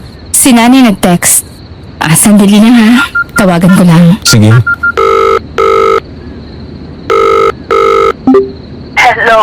Elisa, anak. Nay, bakit ko kayo napatawag? Bakit ganyan ang boses nyo? Nako, masama lang ang pakiramdam ko. Masakit ang ulo ko, tilalagnat ako. Po, uminom na po kayo ng gamot? Oo, tapos na. Nasaan ang ate? Wala na dito si Ate Ingrid po. Nilayasan ako. Ano po? Kailan pa? Bakit hindi niyo sinabi sa akin agad? Dahil nahihiya ako sa iyo, anak. Trinato akong parang hayop ng ate mo. Ginawa niya akong alila. Kapag wala ako na ibibigay na pera sa kanya, sinasaktan niya ako. Ano po? Nay, bakit ngayon niyo lang sinabi? Dahil wala na ako mukhang maiharap sa iyo, anak. Napakalaki ng pagkukulang ko sa iyo. Sa inyo ni Perde. Saan nagpunta ang ate? Hindi ko alam. Hinakot niya ang mga gamit niya. Tinangaya ang mga perang pinadala niyo. Nagtago pa doon sa grocery store natin. Hintayin niyo po ako. Luluwas ako bukas na bukas din. Napakabait mo, anak. Sa kabila ng mga ginawa ko, ikaw pang unang sasaklulo sa akin. Day naman eh. Syempre nanay kita. Hindi rin naman kita matitiis, no? Elisa, anak. Ano po yun, ay? Patawarin mo ang nanay sa lahat ng pagkukulang ko sa iyo. Hindi ko man na ipapakita pero mahal kita, anak. At nagpapasalamat ako dahil sa pagsasakripisyo at pagtataguyod mo para sa pamilya natin. Pasensya ka na kung mas pinapaboran kong kapatid mo. Naisip ko kasi noon na siya ang panganay, kaya mas kailangan niya ang gamay ko. Hindi ko inakalang na-spoiled ko na siya. Wala po yun, ay. Kalimutan niyo na po yun. Patawarin niyo rin po ako kung nakapagbitaw ako ng masasakit na salita sa inyo. Mahal ko rin po kayo. Wala naman nagbabago doon eh. Oh, sige na. At matutulog na ako. Nay, hintayin niyo po ako ha. Uuwi ako bukas. Pupuntahan kita. Oh, sige. Hihintayin kita. Gusto ko na pasalubungan mo ako ng damit. Yung magandang bestida at kulay puti, anak. Para naman maganda ako sa paligid ng tatay mo kapag nakita kami. At sabihin mo pala kay tatay mo at kay Ferdy na mahal ko sila. Opo. Bakit? Anong nangyari?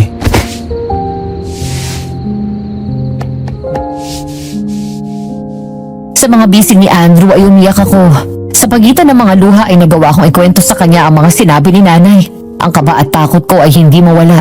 Hindi ko rin magawa ang huminto sa pag-iyak. Malakas ang pakiramdam ko na may nangyaring hindi maganda sa kanya na ayaw niya lang sabihin sa akin. Nanghihina ang boses niya na parang pinipilit na lang niyang kausapin ako.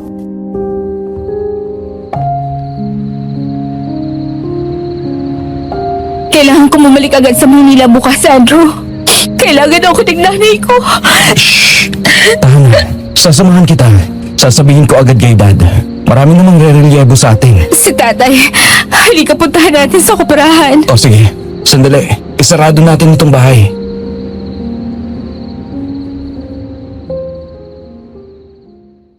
Agad kaming tumakbo ni Andrew sa kuprahan kung saan naroon ang tatay ko. Habang nagmamadali kaming dalawa, bigla akong napahinto na may nahagip ang gilid ng mata ko sa kaliwa. Paglingon ko, nagtaka ko nang makita ang isang babae. Hindi ko makita na maayos sa mukha niya dahil sa layo ng distansya namin. Nakaharap siya sa amin. Ang suot nito ay parang katulad ng babaeng aswang na ilang beses na kaming sinalakay. Pero bukod doon, isang napansin ko na makipagtitigan ako sa kanya.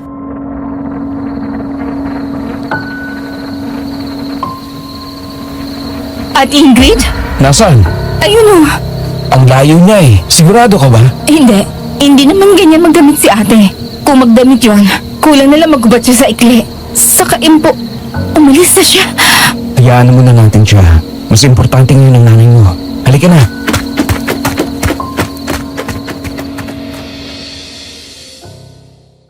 Nang gabing yun, ayon na rin sa kwento sa akin ni Jonathan. Sa loob ng ilang araw na pananatili niya dun sa probinsya namin, nakailang beses na siyang magtangkang lapitan ako.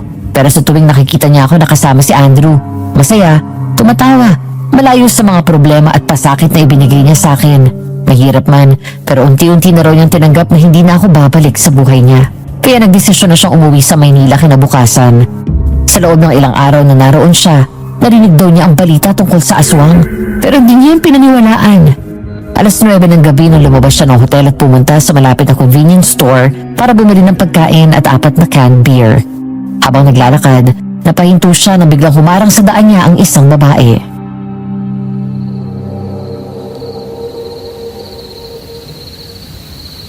Ingrid! Hi, Jonathan! Kumusta ka na?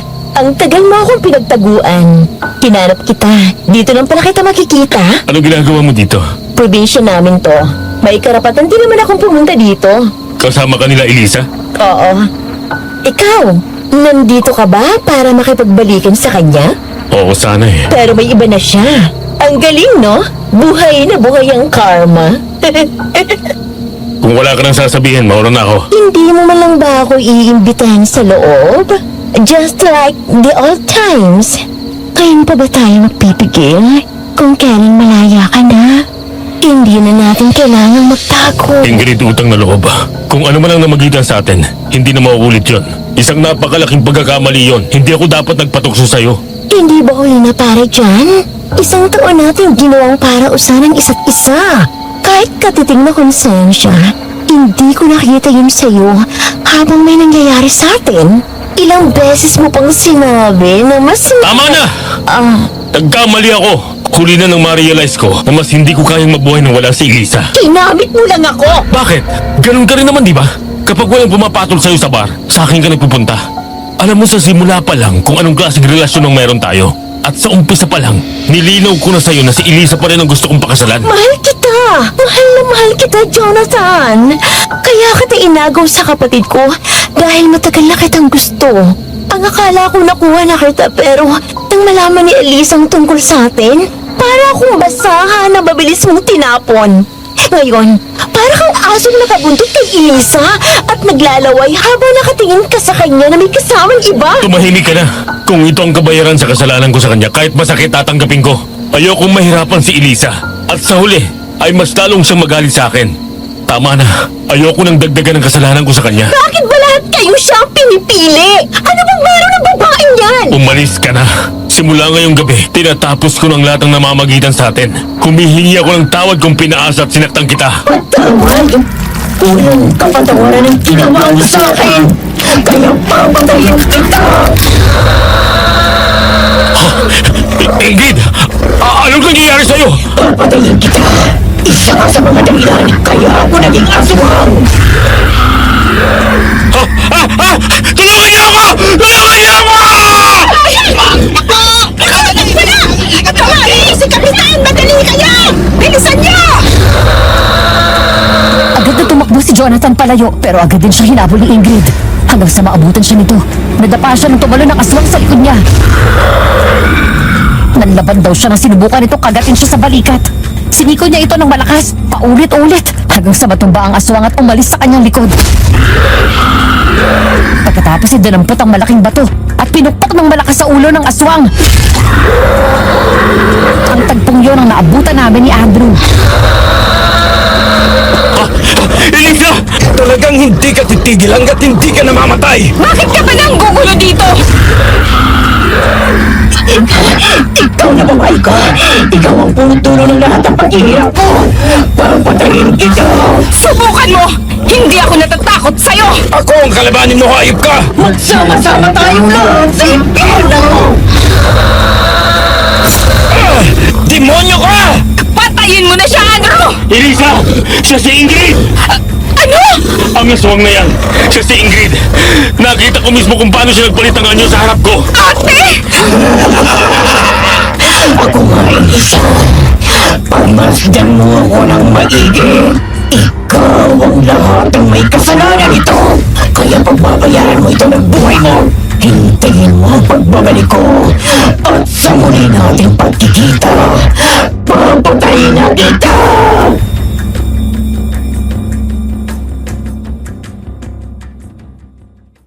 Habang nasa biyahe kami pabalik sa Maynila, napag-usapan namin si ate matapos naming malaman na siya ang aswang. Dahil doon ay hindi agad kami nakaalis sa bahay. Kinailangan namin pumunta kay Kapitan at hinanap si ate Ingrid. Pansamantala ko munang isinantabi ang issue ko kay Jonathan, alang-alang kay nanay. Nakiusap ako sa kanya na mauna na rin sa Maynila at dumiretso sa bahay para alagaan siya. Alas 5 pa lang ng umaga ay umalis na si Jonathan. Nang hindi namin mahanap si Ate Ingrid, ay umalis na kami at iniwan kay Kapitan ang paghahanap sa aswang. Dahil sa mga sandaling yun, si Nanay ang priority namin. Malapit na kami sa bahay nang mula doon sa sasakyan ay minatanong kami sa labas. Nagkakagulo ang mga kapitbahay habang may nakaparang police car at ambulansya. Si Jonathan ay natatanaw ko na nasa labas at umiiyak. Bigla kaming binalot ng matinding takot. Kaya mabilis na pinarada ni Andrew ang kotse sa gilid ng daan at nagmamadali kaming bumaba.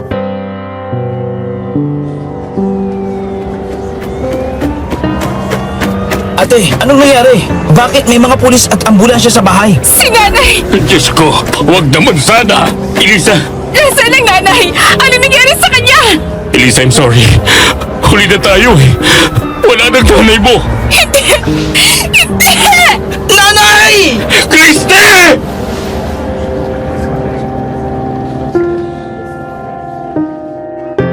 Mula sa loob ng bahay ay lumabas ang mga lalaking may dalang stretcher kung saan nakahiga si Nanay habang may nakatalukbong na kumot. Tumakbo kami at doon muna nila binaba ang stretcher. Gumuho ang mundo ko ng pag-alis namin ng kumot ay bumungad ang walang buhay na katawan ni Nanay. Ang mukha niya ay namamaga at puro pasa. Ang mga braso niya ay kulay violet na at namamaga na rin. May marka siya ng kagat sa braso pero mababaw lang yun. Napuno ng labis na galit ang puso ko para sa kapatid ko. Hindi ko matanggap na gano'n ang ginawa niya kay Nanay.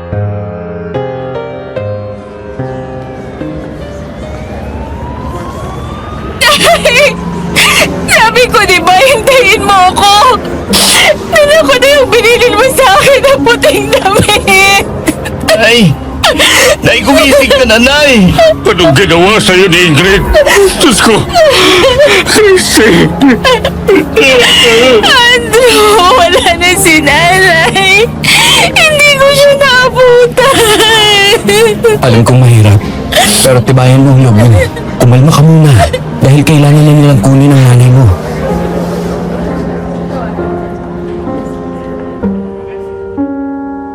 Wala na kaming nagawa na bitbitin nila si Nanay at isinakay sa ambulansya.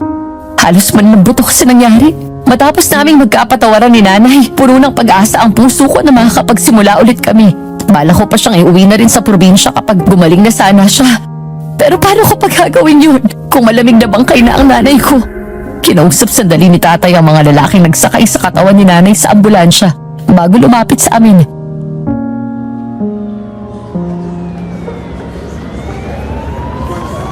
Ang sabi ng mga pulis, kulang-kulang 24 oras na raw patay si Nanay. Tatawagan ka na sana ng mga pulis. Ikaw daw kasing pinakauling tinawagan niya. At nabasa nila ang text niya sa'yo. Kaya sabi ko na papunta na kayo dito. Kung alam ko lang na nagmapaalam na pala siya sa akin doon, ito sana umalis na ako agad sa probinsya. Hayop yang si Ingrid. Kapag nakita ko siya, ako mismo ang papatay sa kanya.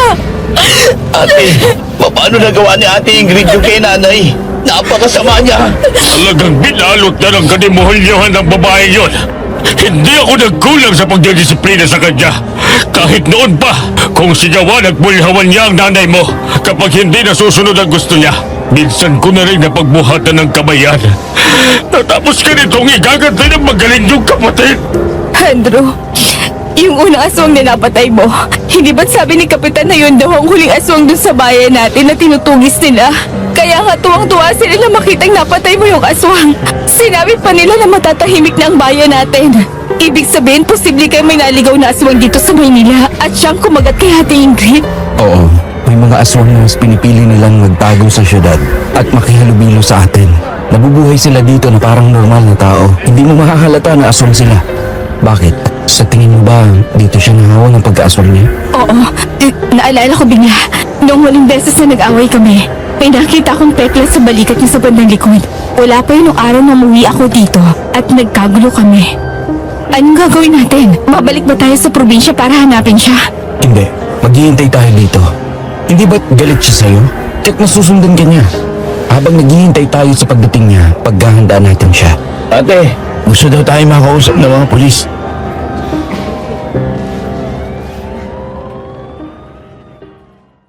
Ayon sa mga doktor na tumingin sa bangkay ni Nanay, namatay siya sa labis na pambubugbog. Dahil doon, naging sagad hanggang buto ang galit na nararamdaman ko para kay Ingrid. Sa unang gabi ng kanyang burol ay tumalaw ang mga kapitbahay namin. Naroon din ang mga kamag-anak namin.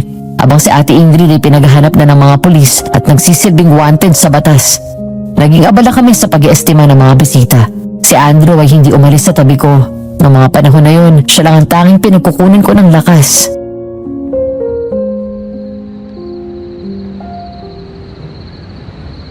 Elisa, halika na. Umuwi na muna tayo. Doon ka matulog sa kondo ko para makapagpahinga ka. Wala ka pang maayos sa tulog mula kahapon. Oo nga ate, kami na ni tatay ang bahala dito. Huwag kang mag-alala, hindi basta makakapunta dito si Ingrid. Pinausap ko na yung mga tropa ko. Nakahanda kami dito. Isipin mo muna ang sarili mo at baka ikaw naman ang magkasakit. Opo, tay. Ay, tay, nakakalimutan ko yung mga soft drinks sa bahay. Pati yung mga disposable cups. E di kunin natin sandali. Nandito naman ang mga tita mo. Sumabay na kayo sa amin dahil dadaan din ako sa bahay. Nandun yung ibang gamit ko. Eh kayo, saan kayo matutulog? Ay maliit na kwarto naman doon sa chapel. Pwede na kami doon ni Ferdy. Ang importante ay ikaw. Andrew, ikaw nang bahala kay Elisa. Opo, huwag kayong mag-alala.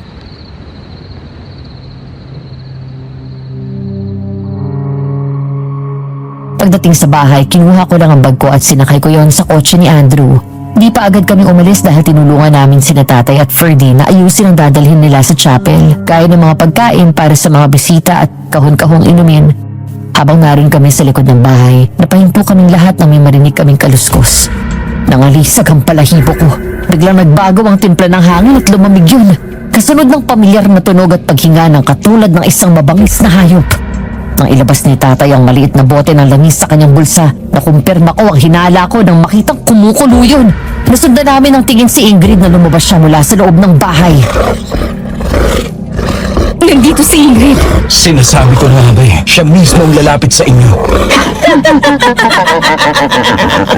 Isang napakagandang family reunion. Demonyo ka talaga! Hindi kita mapapatawad sa ginawa mo kay nanay! Umikot sa'yo ang mundo niya! Halos kalimutan niya kami ni Ferdy para sa'yo! Pagkatapos ganito ang igaganti mo sa kanya! Bakit? Kiniling ko ba yun? Matagal na ako naririndi sa matandang yun. Pinatahimik ko lang. Pasalamat ka pa nga dahil hindi ko siya kinatay. Paano mo nasasabi yan sa sarili mong ina? Napakahayop mo, Ate Ingrid! Huwag kang mag-isali dito, Ferdy.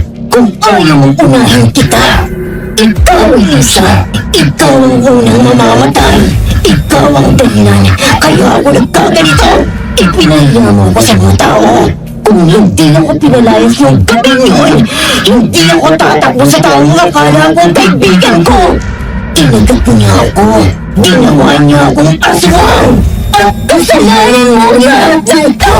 Kung ano man ang nangyari sa'yo ngayon, kasalanan mo yan!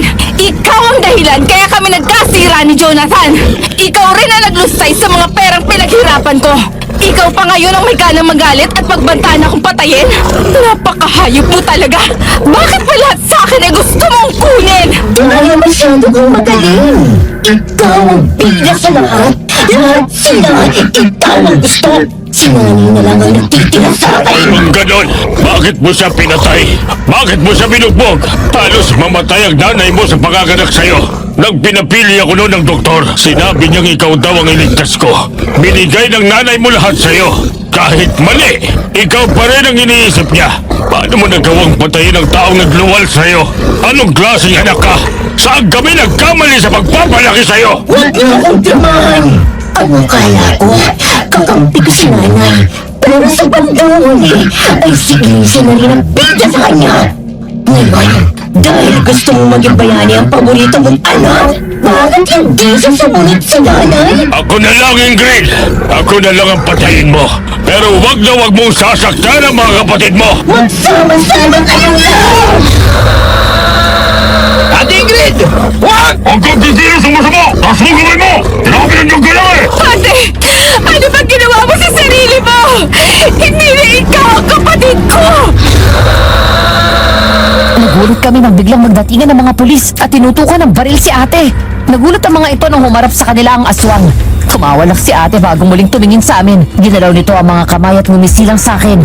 Ng mga sandaling yun, isa lang ang napatunayan ko. Wala na si Ate Ingrid. Pinatay na ng pagiging aswang nito ang kanyang puso at pagkatao. Ang pumatay sa nanay ko ay isang demonyo at hindi ang kapatid ko. Dahil naniniwala ako, sa kabila ng ginawang pagtataksil nito sa akin, kahit sobrang tigas ng ulo nito, hindi niya magagawang patayin si nanay. Mga pulis! Wala siyang magagawa, Lisa. Malakas na ako. Kaya ko na ngayon gawin ang lahat ng gusto ko. Ngayon, ako na ang magaling at hindi ikaw. Tama na, ate! Itigil mo na to! Hindi mo ako mapapatay. Hindi niyo ako kaya. Magtago kayo, bilis! Nang sumugod sa amin ang aswang, isang putok ang umalingaw-ngaw sa paligid.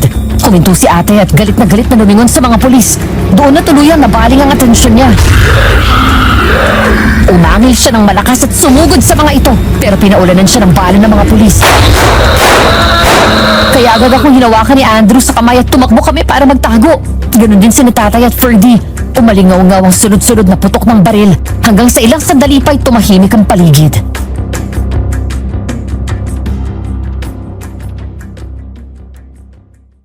Nang lumabas kami sa pinagtataguan namin, nakabulagta na sa lupa si ate. Naiiyak ako sa nakita ko. May tama siya ng baril sa noo at hindi na bumalik sa dating itsura niya.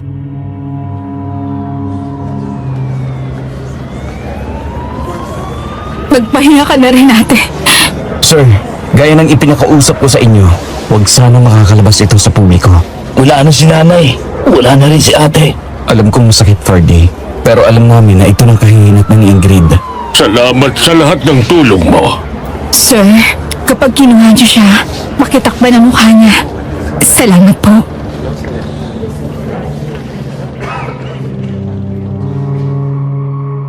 Isang taon na mula nang mamatay si nanay at ate Ingrid. Pinagiba namin ang lumang bahay namin sa Maynila. Binenta ang lupa at ang grocery store. Pagkatapos ituluyan na namin iniwan ang buhay sa syudad at bumalik sa probinsya. Doon na rin namin nilibing ang mga abo nila. Pinagbigyan kami ng mga pulis sa hiling namin. Hindi nalaman ng mga tao na aswang si ate. Kapag may nagtatanong, sinasabi lang namin na nawala sa sarili si ate dahil sa ipinagbabawal na gamot. Kaya niya nagawa yun kay nanay. Isang bagay na pinatutukanan ni Jonathan. Natuto daw si ate nung magbisyo sa mga kaibigan niyang mayayaman.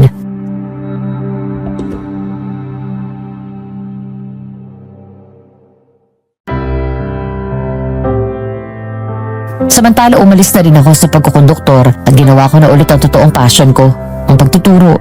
Gamit ang pera na pagbentahan ko noon sa dating bahay ko sa Maynila, bumili ako ng sarili kong bahay sa bayan kung saan malakas ang internet. Pagkatapos saka ako nagtrabaho bilang online teacher. Si Andrew naman ang pumalit kay Sir Mac. Siya na ngayon ang namamahala sa bus company. Mahigit isang taon na rin akong nililigawan ni Andrew. Tinupad niya ang sinabi niya sa akin. Hindi niya ako minadali. Naghintay siya hanggat ako'y handa. Habang hindi siya maalis sa tabi ko, hindi ko na napigilan ang sarili kong tuluyan siyang mahalin.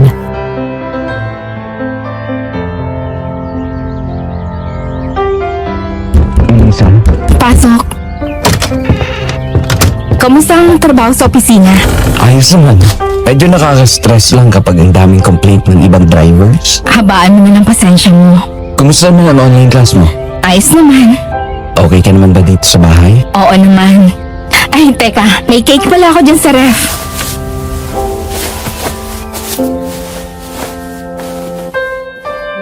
Gumiti ako at nilabas ko ang isang maliit na cake na may kandila ng petsa ng araw na yun. Saka ko yun sinindihan at inabot sa kanya. At nagulat siya na bigla ko siyang halikan sa labi. Hindi naman nagtagal yun. Taga din siyang bumawi. Naramdaman ko na lang na humawak siya sa bewang ko at tumugon ang halik ko.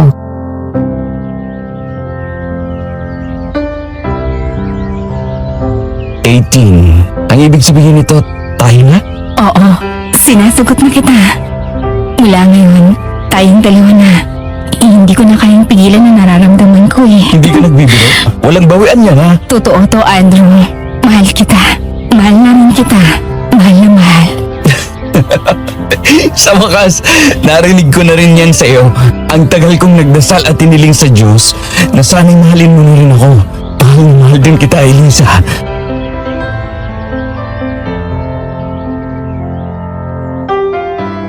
Hanggang ngayon sa tuwing naaalala ko ang nangyari sa pamilya namin, di ko maiwasang malungkot. Nagugat ito noong gabing matuklasan ko ang pagtataksil ni Jonathan at ate sa akin. Minsan nga tinatanong ko ang sarili ko, dapat ba hindi na lang ako umuwi? Sana ba hindi na lang ako nakaramdam ng pagod? Sana ba hindi ko na lang nalaman ang pagtataksil nila at patuloy na lang na naging bulag? Pero nangyari na yung mga nangyari at naniniwala ako na lahat ay naaayon sa plano ng Panginoon. Sa ngayon ay tahimik na kaming naninirahan dito sa probinsya. May sarili ng kuprahan si tatay. Si Ferdy naman maayos na ang trabaho at makaikasal na siya habang binabasa niya ang sulat na to. Si Jonathan naman, ang huling balita ko ay naninirahan na siya sa Amerika at may sarili na ring pamilya.